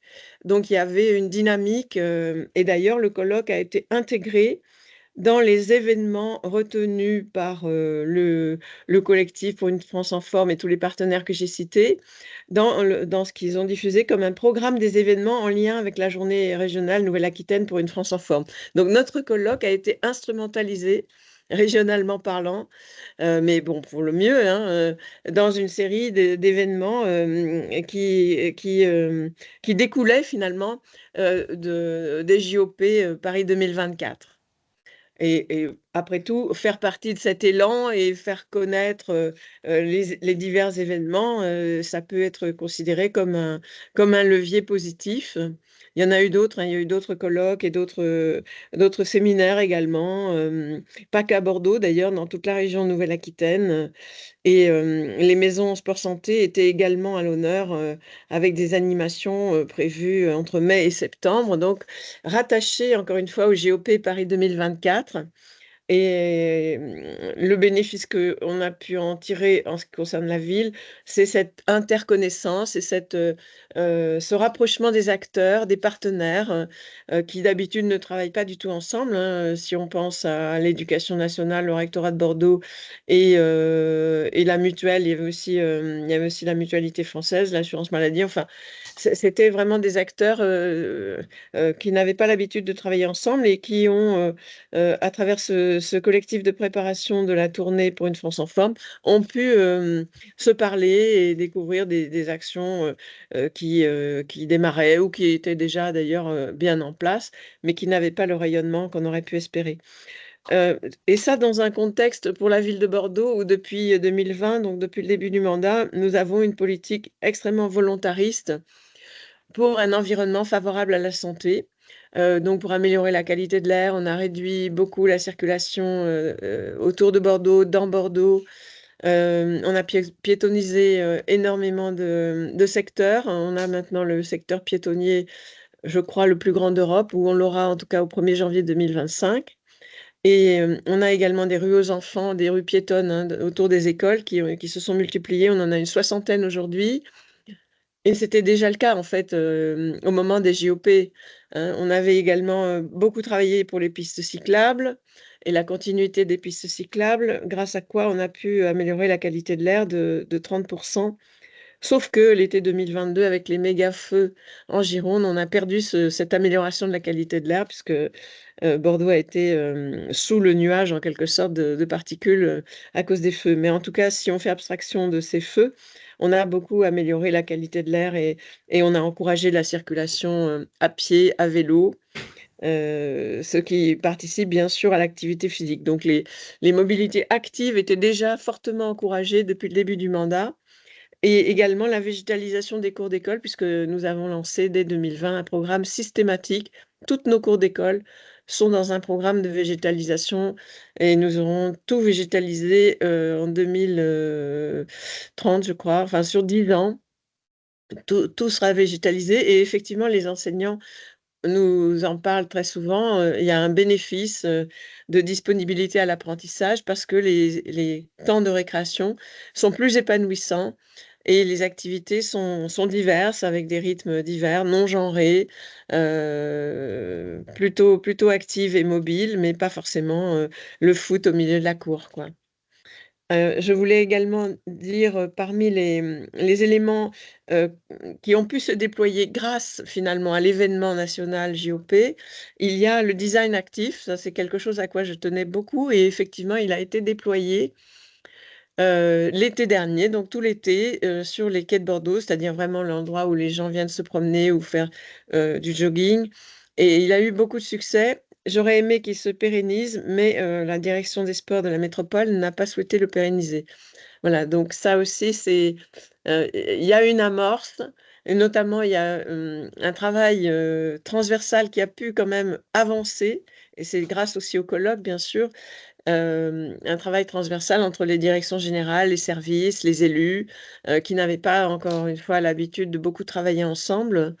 Mais malgré tout, cet élan n'a pas été, très durable, très pérenne parce que, notamment la direction des sports est à nouveau happée, si on peut dire, par les grands événements et la préparation des grands événements. Donc ils sont beaucoup plus axé sur le sport événementiel que sur, le sport santé et la santé au quotidien, l'activité physique au quotidien.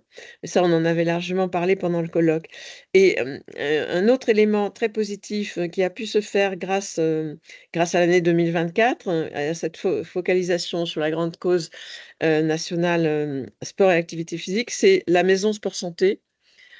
Puisque cette maison sport santé était métropolitaine et on a pu ouvrir une antenne expérimentale, avec l'autorisation de l'ARS, avec l'agrément de l'ARS, sur la ville de Bordeaux. Mais là encore, malheureusement, cette antenne qui a fait ses preuves, réoriente vers l'activité physique des personnes, éloignées et donc en mauvaise santé, à qui pourtant le médecin recommande l'activité physique, eh bien, malgré tous ces éléments de preuve, ces évidences, comme diraient les chercheurs, anglophones, eh bien, cette antenne, municipale n'est pas, pérennisée à ce jour. Enfin, on va avoir beaucoup de mal à la pérenniser et donc on a, un ETP sur cette antenne, qui n'est pas pérennisé, qui n'est pas, définitif. Je voulais ajouter quelques éléments aussi, qui sont des retombées bénéfiques, hein, des JOP, 2024 pour Bordeaux. La rénovation des équipements sportifs qui était programmée, mais s'est trouvée accélérée et je pense renforcée en moyens. On a de nouvelles piscines, on a un projet de bassin nordique aussi qui va certainement voir le jour avant la fin du mandat. On a une rénovation, d'un espace sportif public, c'est pas un stade et c'est ça aussi l'intérêt, c'est que vraiment, c'est un espace, qui s'appelle parc, mais c'est un parc sportif, accessible à tous, gratuit, que l'on peut fréquenter soit en toute autonomie, soit avec un coach sportif, soit dans le cadre d'une association sportive et je voulais également apporter le témoignage, de nos maisons de quartier. Nous avons 8 maisons de quartier à Bordeaux qui correspondent grosso modo à nos 8 quartiers et j'ai interrogé la plus importante de ces maisons de quartier et le constat, c'est qu'il y a une augmentation du nombre d'adhérents handisport et sport adapté de presque 20 cette année, et que les associations partenaires, de cette maison de quartier réservent des créneaux de sport adapté et elles se manifestent, parce qu'il y a eu des déblocages financiers. Donc c'est quand même très, très lié aux moyens budgétaires, hein. Et ensuite, en ce qui concerne, le sport sur ordonnance, puisque c'est quelque chose que je porte aussi depuis le début du mandat, eh bien, toutes les maisons de quartier ne se sont pas, lancées dans cette opération et on me dit: «Nous n'avons pas mis en place de sport sur ordonnance car administrativement c'est très compliqué et nos éducateurs ne sont pas encore habilités» et pourtant c'est une maison de quartier qui est très engagée contre les inégalités sociales, de santé et qui accueille, enfin qui a développé des pratiques inclusives depuis longtemps, que je connais très bien, et qui permettent aux personnes en situation de handicap ou de vieillissement de pratiquer avec les autres. Donc il y a 10 activités sportives dans cette maison de quartier sur une trentaine d'activités proposées qui pratiquent déjà cette inclusion dans les créneaux entre guillemets normaux. Voilà, donc il y a quand même des retombées positives. Mais d'une part, il y avait déjà une politique très volontariste. On peut ajouter aussi le savoir rouler à vélo qui a été intégré dans les cursus de nos écoles. Alors, ça ne concerne pas toutes nos écoles, mais on a 1000 écoliers de CM2 chaque année qui bénéficient de ce savoir rouler à vélo qui a été donc porté à l'initiative de la municipalité en partenariat avec une asso et bien entendu avec l'éducation nationale. Et puis, alors, une dernière nouvelle, puisque ça date de ce matin, dans le cadre de l'appel à manifestation d'intérêt de notre dispositif Bordeaux Terre de Solidarité, il y a un projet qui a été sélectionné par le jury ça s'appelle Tremplin d'activité physique adaptée et ce sera porté par une asso de Bordeaux qui s'appelle Ciel Bleu, donc à destination des plus précaires de nos habitants à Bordeaux. Voilà, c'est un tableau un peu contrasté, mais globalement positif.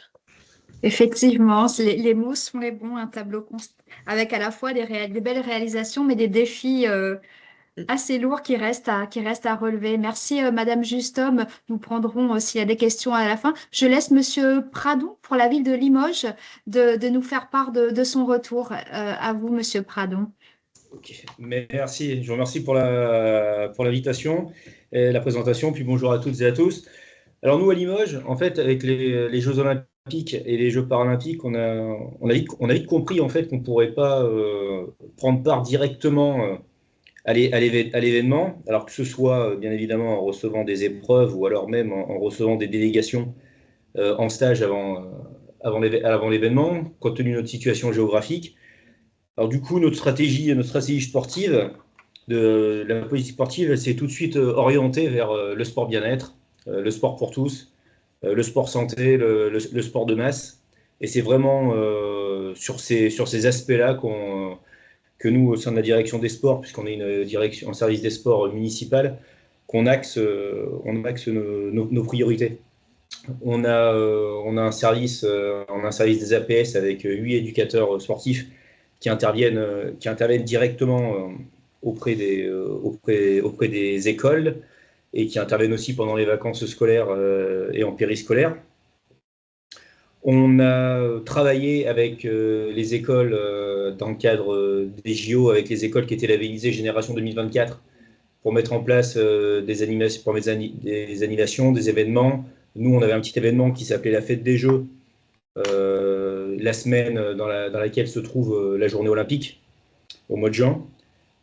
Pareil, on va dire que c'est un bilan un peu contrasté, parce qu'on a eu du mal à mobiliser les écoles, et on a eu le sentiment un peu que le label Génération 2024, c'était un label sur lequel certaines écoles s'étaient positionnées, bon, pour avoir un label, mais 90% des écoles n'ont jamais fait vivre ce label. On a même des écoles qui avaient oublié qu'elles étaient labellisées Génération 2024. C'est nous qui leur avons rappelé quand on leur a proposé de participer aux événements, aux animations qu'on mettait en place. Alors nous, en fait, on a eu quand même la chance d'avoir le relais de la flamme paralympique qui est venu à Limoges fin août. Et on a été extrêmement surpris, mais très agréablement surpris par le succès populaire que cette journée a rencontré.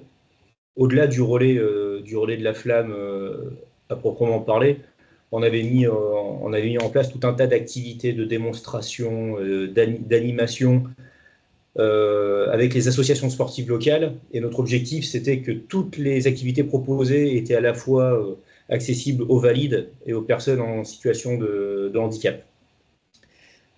C'est une journée qui a attiré plus de 15 000 personnes en comptant le relais.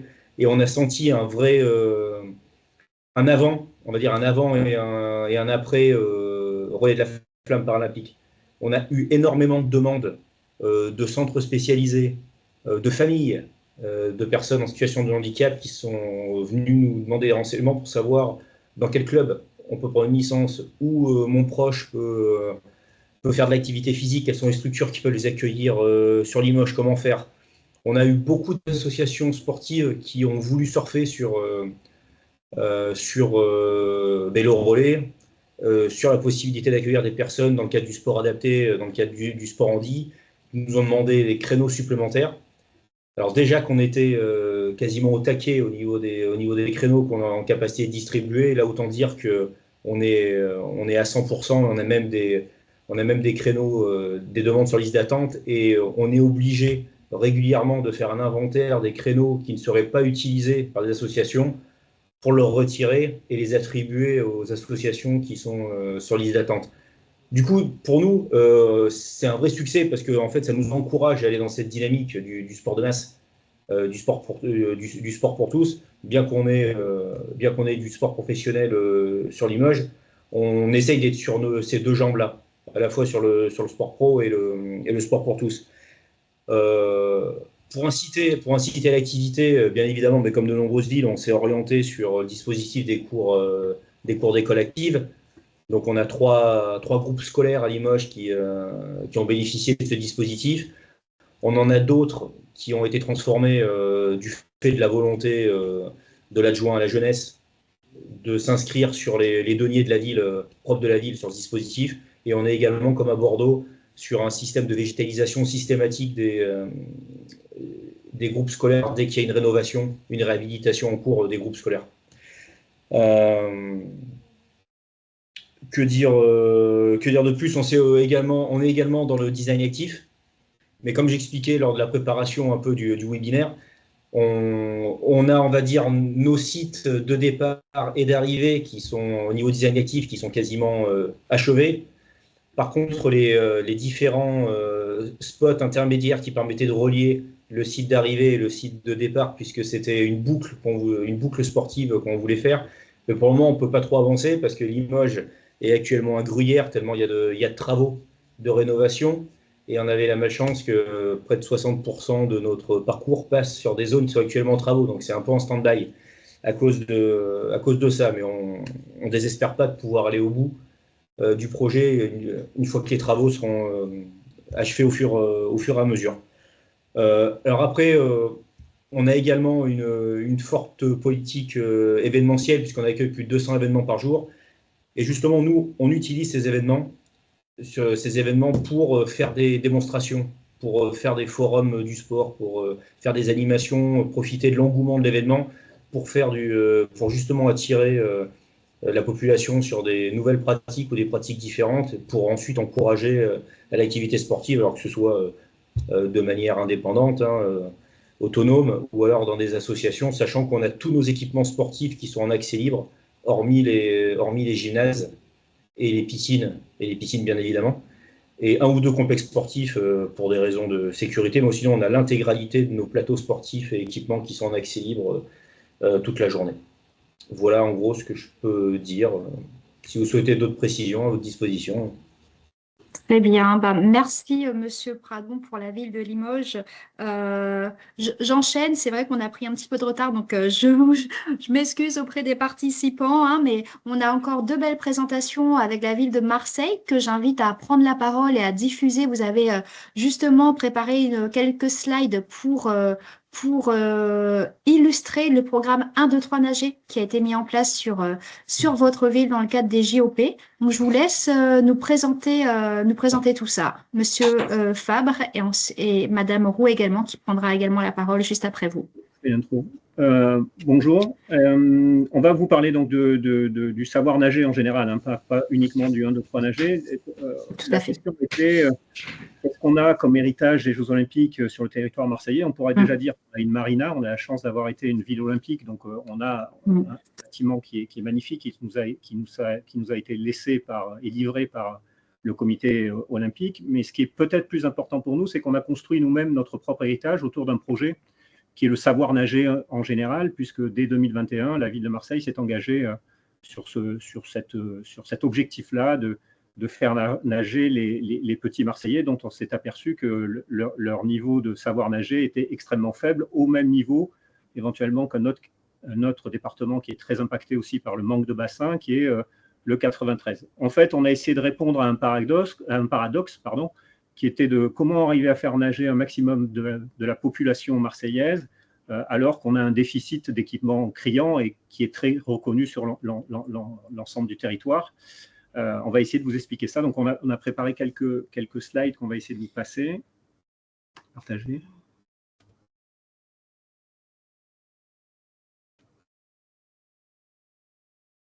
Écran. Et après, est-ce que vous l'avez? Oui, ce n'est pas encore en plein écran, mais en tout cas, on voit vos slides. Ah, c'est bon. Ouais. Parfait. Je vais passer rapidement comme ça sur les choses un peu saillantes. Bon, alors pour moi, nager, c'est un parcours initiatique. Hein, c'est totalement de l'apprentissage du lâcher-prise à la maîtrise de la glisse. Je peux essayer de vous vendre ce concept pendant 1 heure ou 2, mais je crois qu'on n'a pas trop de temps pour aller plus loin. L'idée quand même, c'est que quand on prend les enfants le plus tôt possible, on va au-delà simplement d'une dimension technique ou une dimension sécuritaire. On est dans une dimension foncièrement de santé mentale, de lien social, et je vais essayer de glisser là-dessus.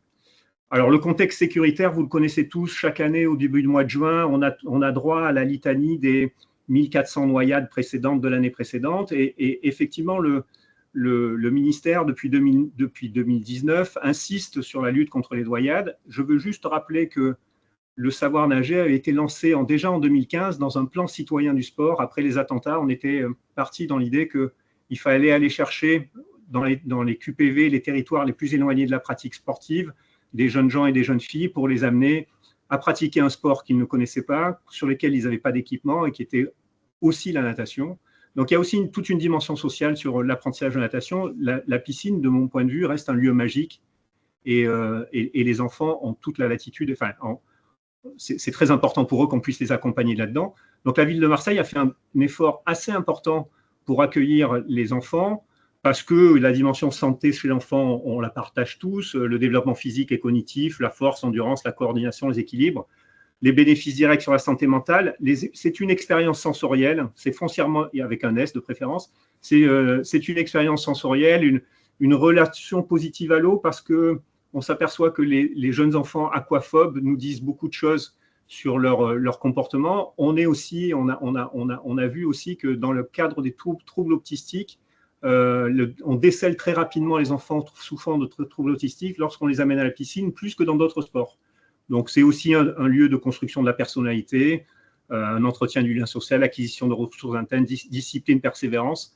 Même si les stages de natation sont courts, puisque le process et le programme national, c'est 10 séances qui doivent être renouvelées au moins 1 fois ou 2 dans leur parcours scolaire, c'est quand même des choses qui leur amènent une façon de vivre le sport différent. C'est un des rares sports où on le pratique tous en maillot, et on sait très bien que la dimension du corps et l'appréhension du corps de l'autre, ça reste une donnée très importante. Alors, je passe les chiffres, je vais quand même en citer quelques-uns sur l'apprentissage scolaire. Je rappelle qu'à Marseille, finalement, il n'y a que 13 piscines. C'est extrêmement peu pour une ville telle que Marseille. C'est un vrai combat et c'est un vrai débat pour nous, puisqu'on a un plan piscine qui s'est engagé avec 2 grands projets de piscines magistrales. On n'a même pas les piscines de Limoges, pour vous dire. Donc, il sera à un moment donné le temps que Marseille rattrape ce retard bâtimentaire. Mais au-delà de ça, l'engagement qu'a pris la ville avec l'éducation nationale, c'est de faire passer l'ensemble des classes de premier degré dans nos bassins. Donc, en 2021 et 2022, il y avait 3500 enfants qui ont pu avoir un stage J'apprends à nager. Et en 2024-2025, on a 9000 enfants qui ont fait ce voyage-là, dans les 9500 enfants qui ont fait ce voyage-là dans les piscines. Je vous ai mis un tableau aussi pour vous dire que notre engagement, il va un peu plus loin. Il va aussi dans ce qu'on a mis en place dans des opérations estivales. On est passé de 0 opérations estivales en 2021 et 2022 à 1200 créneaux en mer, 1500 créneaux en bassin mobile et les week-ends ouverts pendant l'été 2024. Donc cet engagement-là sur les jeunes et l'apprentissage de la natation pour les plus petits, c'est notre héritage, mais c'est aussi un héritage qu'on s'est construit, bien évidemment avec des subventions qui ont été attribuées par un PAC 2024, mais aussi par un engagement financier fort de la ville sur ces sujets-là.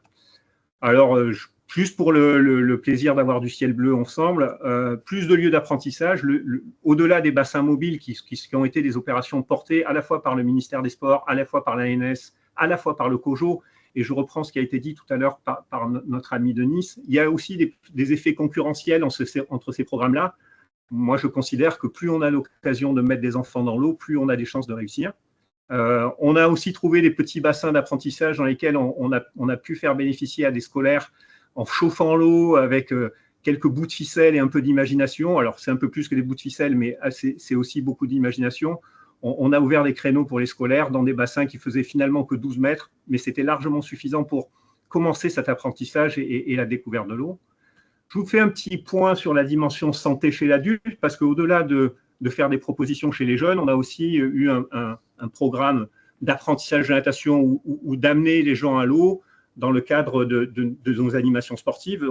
Donc, la santé mentale, bien évidemment, moi je pense que la natation est un des rares sports de silence et d'écoute de soi. C'est sa particularité, c'est sa force aussi. Et si on revient sur la problématique de la sécurité, dans les chiffres des noyades qui viennent chaque année, je vous glisse juste que finalement, le nombre de décès dus par noyade, le segment le plus important, c'est le segment adulte, dont des gens, tous, savaient nager.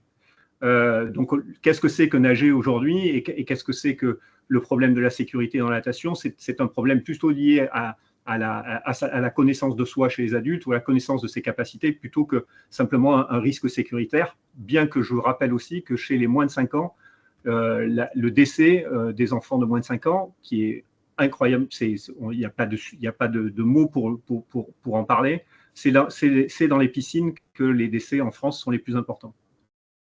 Juste quelques éléments sociologiques que je vous livre et après, comme ça, ça me permet de partager quelques éléments de contexte. On a fait une petite étude en septembre sur les gens qui sont inscrits à nos écoles municipales. Vous voyez que chez les petits, les garçons et les filles, c'est à peu près équivalent. Vous voyez que chez les femmes et les hommes, l'accès à l'eau, alors il y a un petit biais parce qu'il y a de l'aquagym là-dedans, mais l'accès à l'eau, c'est plutôt une demande féminine qu'une demande masculine.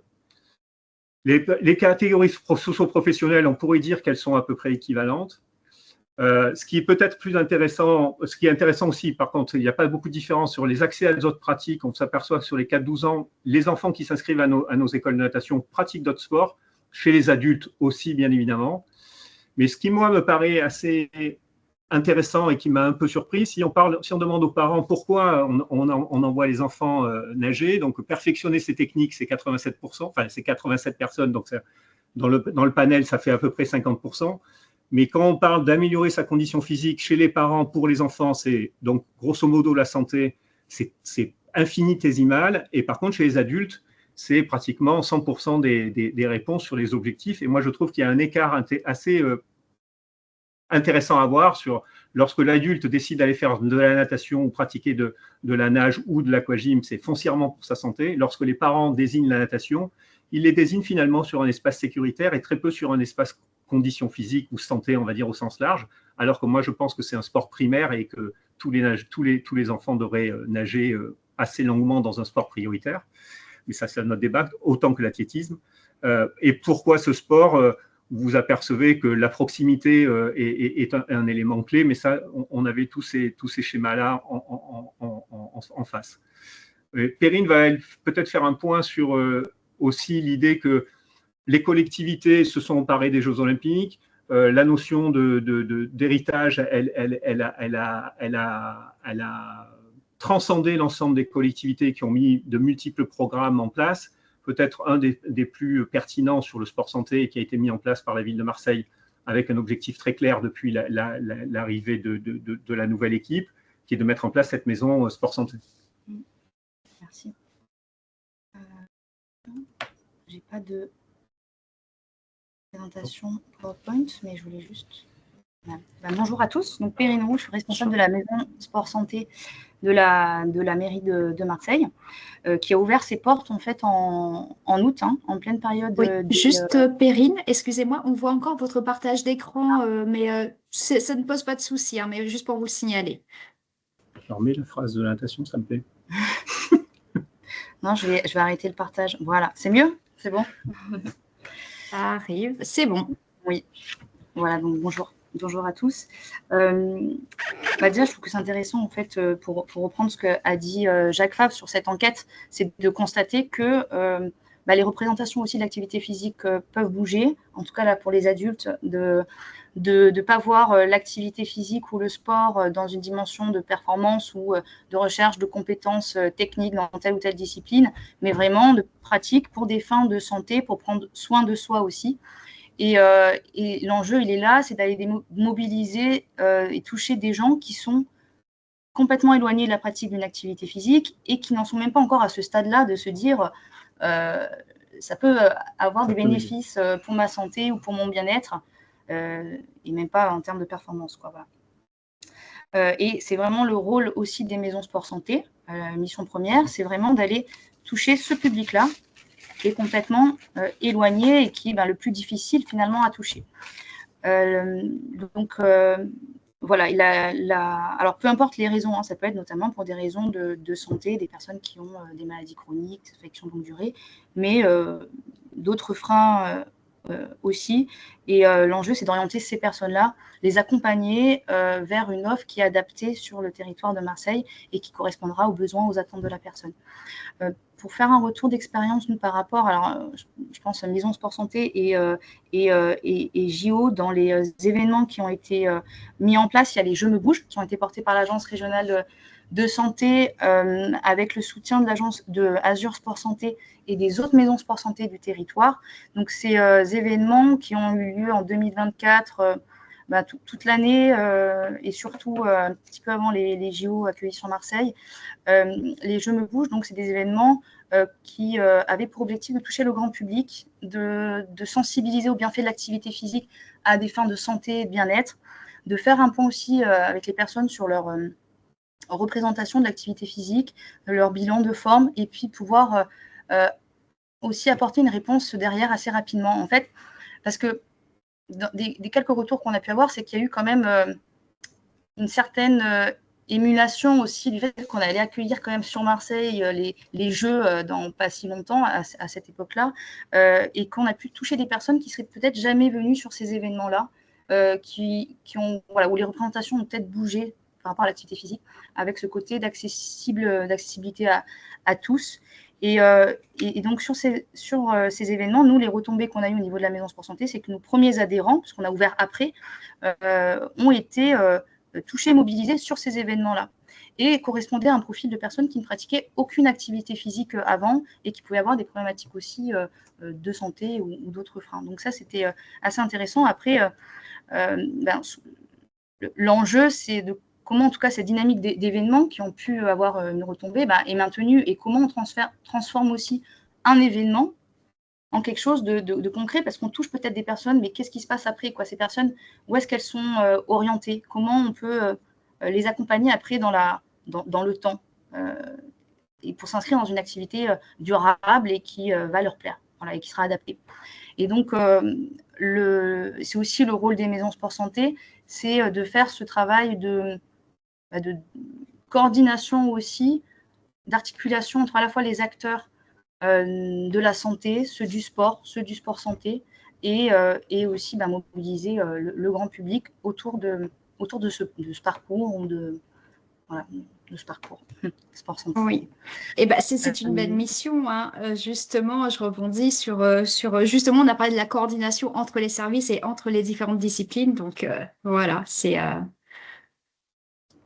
ça. Et pour terminer, donc la ville de Marseille, dans le cadre de son contrat local de santé, dans le cadre du volet d'activité physique qui va être mis en place, l'objectif, c'est vraiment de créer des groupes de travail et de mettre autour de la table tous les acteurs, en fait, de la vie qui interviennent, donc ça sur la santé, sur le social, sur le sport, sur l'activité physique adaptée, pour vraiment essayer de mutualiser et coordonner, parce que pas qu'il y ait des initiatives, on va dire, indépendantes, mais qu'il y ait cette cohérence à l'échelle du territoire. Merci, et puis je reste à vos dispositions s'il y a des questions. Eh bien, merci beaucoup Perrine et Monsieur Fabre pour cette intervention pour la ville de Marseille. Donc, on va finir avec la ville de Paris. Merci d'avoir attendu avec nous Monsieur Vassot et Madame Isambert. Vous allez avoir en même temps l'honneur aussi de clôturer notre webinaire. Mais Paris qui a entrepris quand même beaucoup de choses dans le cadre des JOP. Donc, je vous laisse nous présenter ça et aussi en guise, ça sera aussi en guise de clôture de notre webinaire. Je vous laisse la parole à tous les deux. Bonjour à toutes et tous. On va faire une présentation de voix. Boris Vassot, je suis en charge de l'héritage des Jeux Olympiques et Paralympiques depuis 2019. Caroline Isambert, à la direction de la santé publique, vous parlera des maisons sport santé. C'est pas anodin si je dis que je suis en charge depuis 2019 parce qu'on a commencé tôt et pour sans être polémique, mais pour répondre à Anne Villemain, qui avait des propos quand même assez pessimistes sur l'héritage des Jeux, ou en tout cas prudents, l'héritage et les Jeux Olympiques et Paralympiques, ce sont des parties prenantes. Il y a l'État, effectivement, vous avez décrit vos inquiétudes sur les discussions budgétaires actuelles au Parlement. On a les mêmes inquiétudes, on a les mêmes critiques, on a beaucoup de déceptions sur les budgets qui sont annoncés. Mais heureusement, les Jeux, ça n'a pas été porté par l'État, ça a été porté surtout par le mouvement olympique et paralympique et par les collectivités hautes. Et là, on a entendu 3 collectivités qui, sur le terrain, ont pris leurs responsabilités, ont mis en place et ont choisi d'avoir un héritage et un avant et un après grâce aux Jeux olympiques et paralympiques. Et évidemment, ces financements, ces innovations, ces expérimentations, elles ont vocation à durer. On verra si l'État arrive à nous aider pour prolonger tout ça, mais en tout cas, ce qui est pour la ville de Paris, ce qui s'est passé ne s'arrêtera jamais. Et ce qu'on a mis en place, on va le continuer. C'est l'engagement, la promesse qu'on a eue avec les Parisiens. Comment on s'y est pris? Je vais essayer de vous présenter du coup le document héritage. Hop, dites-moi si vous le voyez toutes et tous. Et ça arrive, je pense. Voilà, très bien. Voilà. Comme je vous disais, on s'y est pris très tôt. 5 ans avant les Jeux, c'est pas anodin, ça n'a jamais existé dans l'histoire de l'Olympisme. Que 5 ans avant les Jeux, toutes les parties prenantes puissent mettre en place un programme d'héritage immatériel. C'était un engagement de la maire de Paris en 2015 quand elle est allée sur les Jeux avec les autres collectivités hautes.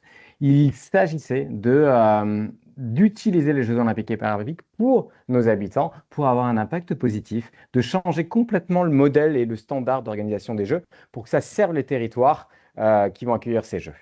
On a réalisé Transformation Olympique, c'était 20 mesures sur lesquelles on a décidé de mettre le paquet entre 2019 et 2024 pour accélérer nos politiques publiques.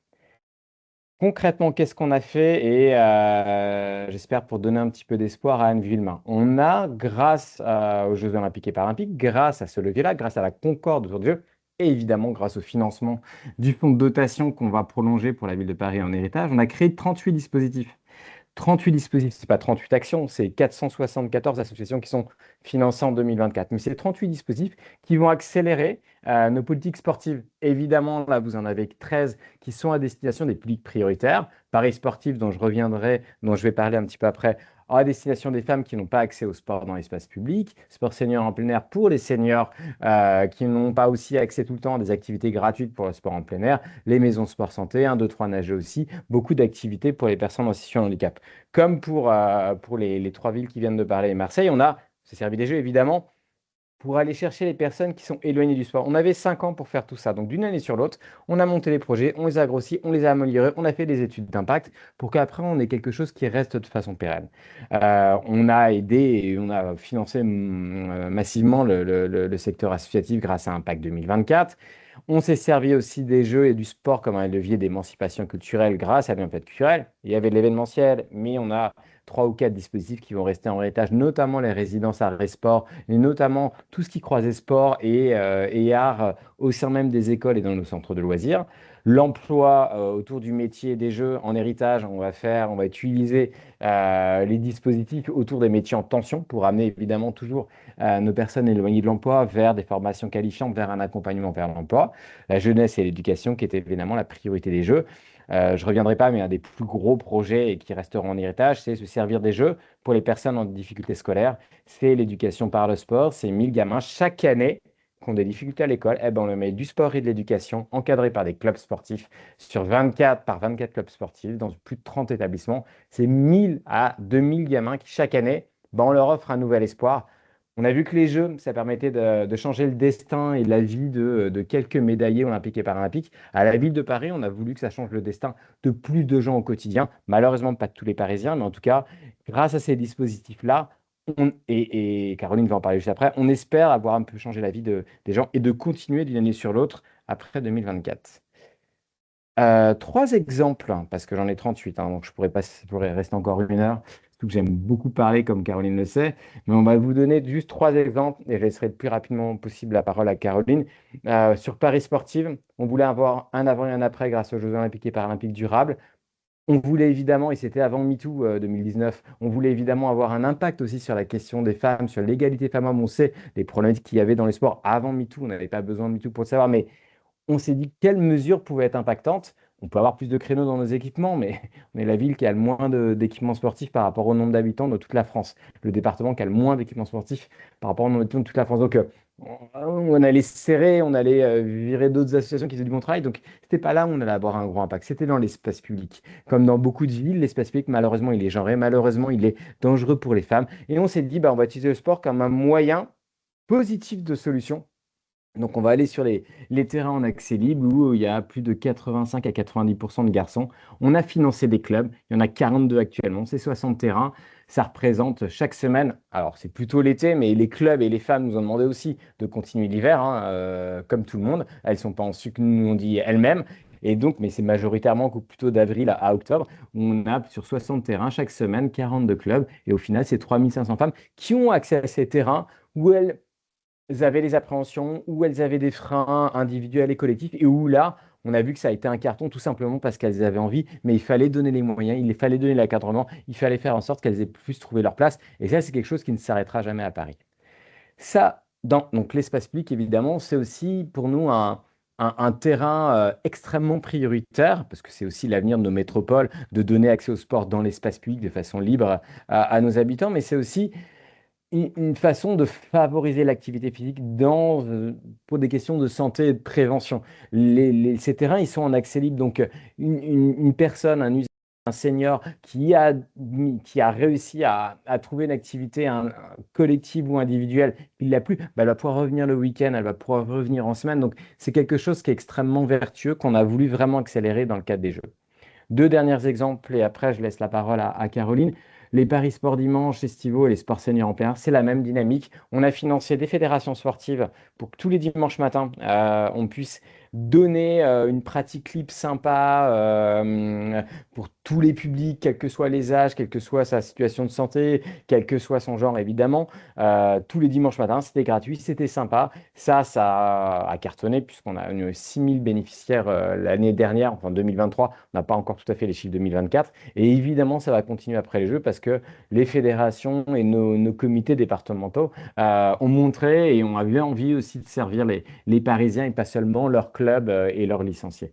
Sport senior en plein air, c'est la même démarche que Paris Sportive, c'est de permettre à l'espace public, il est évidemment genré, mais souvent il est aussi un peu discriminant pour les personnes âgées. Donc on leur dit, vous avez toute votre place et on va vous encadrer, on va vous permettre d'avoir du sport pour vous gratuitement dans une démarche de santé publique, dans une démarche de lutte contre l'isolement aussi. Il y a eu beaucoup d'impact. Et donc, on a eu en 2022, 2023 et maintenant 2024 près de 1000 seniors de plus de 55 ans qui ont fait du sport gratuitement, encadrés par des clubs.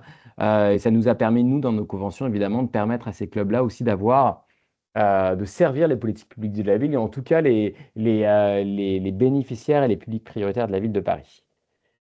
Caroline, c'était à toi maintenant sur un des plus beaux et plus importants et utiles programmes héritage de la ville, Maison Sport Santé. Ouais. Donc les maisons sport santé, je vais pas m'étendre sur le dispositif qui a déjà été bien présenté par les autres collectivités et on voit qu'il y a une vraie rencontre. Je crois qu'aujourd'hui au niveau national, il y a à peu près un tiers des maisons sport santé qui sont portées par des collectivités locales, municipalités et départements. La ville de Paris, nos maisons sport santé, elles ont un peu une double origine. Les JO évidemment dont Boris a très bien parlé, qui nous ont donné cet élan, mais aussi les leçons tirées de la crise Covid, où on s'est rendu compte que nos politiques de santé, elles sont, comme beaucoup de politiques de santé, marquées par les inégalités. Paris et les quartiers populaires parisiens sont des déserts médicaux comme les autres. Elles sont parfois aussi marquées par le fait que quand on pense pauvreté et santé, à Paris, on a tendance à penser grande précarité, personnes vivant à la rue. Moi, je m'occupe aussi de la question de l'usage de drogue en rue et que la santé des habitants des quartiers populaires, qui sont les habitants qui ont payé le plus lourd tribut sur l'autel de l'épidémie de Covid, c'est une question moins abordée et qui rejoint la problématique des maladies chroniques. Et donc, on s'est dit, on ne va pas créer une grande maison sport santé, une espèce de cathédrale. Il y en a d'autres à construire, à reconstruire à Paris, qui fédérerait, serait super technicisée, comme on voit dans certaines maisons sport santé, avec plein de machines et on mesure, etc. On va faire tout l'inverse. On va faire des petits équipements de proximité au sein des quartiers et en faisant le parti d'une part de l'image. On voit que nos maisons sport santé, donc aujourd'hui on a 2 d'ouvertes et il y en a 2 autres qui vont ouvrir en quartier populaire d'ici la fin de l'année 2025. Elles ont un vrai atout, c'est qu'elles n'ont pas une image de services sociaux ou de guichet de l'assistance, pour le dire vite. Donc, elles rencontrent leur public. Elles n'ont aussi pas une image liée à la maladie, parce que quand on a une maladie chronique, on n'a pas forcément envie d'être tout le temps ramené à cette seule dimension. Et elles jouent vraiment sur l'interconnaissance. Au sein de ces maisons sport santé, on met en place de la médiation en santé qui va nous permettre vraiment de faire ce maillage fin qui nous semble la condition pour arriver à ce qu'on cherche tous, aller au-delà du one shot, aller au-delà de c'est super, je suis allée une fois dans un cours de yoga en plein air et c'était top et puis j'y retourne jamais. Comment on installe les gens dans la durée? Et nous, il nous semble que c'est souvent des facteurs hyper simples, c'est est-ce que vous êtes au bon endroit, au bon horaire, avec la bonne activité? Si les gens doivent faire, je sais pas, 45 minutes de métro pour rejoindre leur activité physique adaptée, si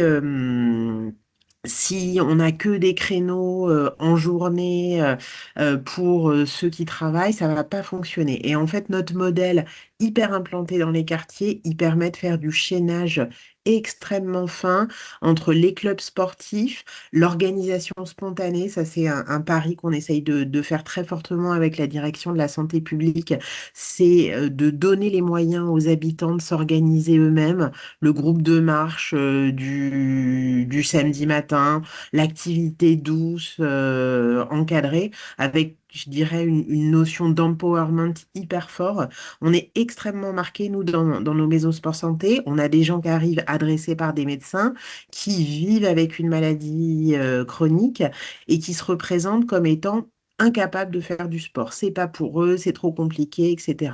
Quand on les évalue d'un point de vue physique, pour l'écrasante majorité d'entre eux, ils ont très peu de limitations fonctionnelles. C'est-à-dire qu'ils ont une vision de leur capacité qui est inférieure à la réalité. Et tout l'enjeu, c'est de leur montrer, de leur faire la démonstration qu'ils sont capables et qu'ils sont capables de le faire dans la durée. Et puis, on a une ambition qui est pas tout à fait secrète, mais mais qui reste encore à construire. On a des difficultés dans le système de santé très fortes autour du sujet de la prévention en général. Et on sait que pour les quartiers populaires, toutes les campagnes qui peuvent avoir leur efficacité, je pense au Mois sans tabac, je pense à Octobre Rose, elles marchent moins bien. Elles marchent moins bien sur les quartiers populaires et les populations les plus défavorisées parce que souvent les gens me disent, mais moi j'ai entendu, mais en fait, moi j'ai du mal à m'organiser, de prendre mon rendez-vous mammo. Moi, je parle pas très bien français et en fait, je sais pas très bien comment on fait pour avoir accès, je sais pas, à la prescription de substituts nicotiniques. Donc, il y a des freins spécifiques et nous, notre idée, c'est autour de ces maisons sport santé qui établissent des liens avec les gens qui sont de 1 ou 2 ans, qu'on puisse se mettre à travailler ensemble sur d'autres questions de santé. Là, on a un programme à partir de janvier où on va former l'ensemble des acteurs des maisons sport santé, du médiateur à l'enseignant en activité sportive adaptée, à la secrétaire médico-sociale, à la question des dépistages organisés, pour qu'on soit dans cette logique où, dans ce temps qu'on passe, soit dans la salle d'attente, ou au contraire, ce temps qu'on passe à attendre le groupe de marche devant la maison sport santé qui a lieu toutes les semaines, ben, est-ce qu'on ne discuterait pas de, mais en fait, tu as reçu ton courrier de la CEPAM, mais tu sais que le centre d'à côté, ils font pas de dépassement d'honoraires, etc. Tout ce travail d'accompagnement.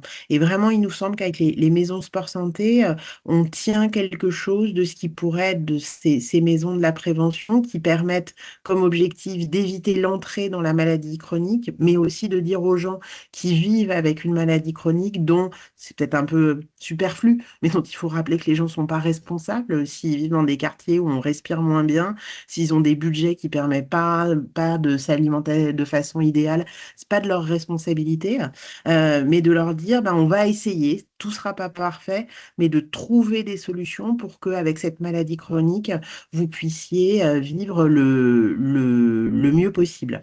Et vraiment, on voit que cette implantation hyper fine, et je m'en arrêterai là, c'est ça en fait qui nous permet de gagner ce pari de la longue durée avec les personnes qui viennent nous voir et aussi avec les clubs sportifs. Souvent, c'est un changement de culture hyper fort pour les clubs sportifs de passer soit du sport compétition, soit du sport gamin, qui est souvent voilà, le club de foot qui s'est organisé autour des enfants et des ados, et de leur dire bah, on va aller vers le sport santé, voire l'activité physique adaptée, mais on voit aussi du côté des éducateurs sportifs, du côté des entraîneurs bénévoles, que c'est souvent un coup de foudre professionnel ou bénévole de s'apercevoir que c'est souvent des publics qui sont là au rendez-vous, c'est souvent des publics qui disent et qui manifestent beaucoup de reconnaissance.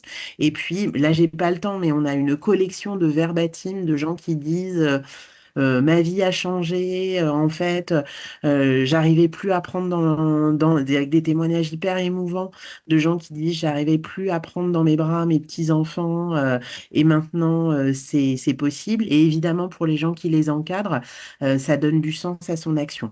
Peut-être le dernier point, la petite limite qu'on a nous aujourd'hui pour l'avenir, c'est d'essayer de bien calibrer notre action.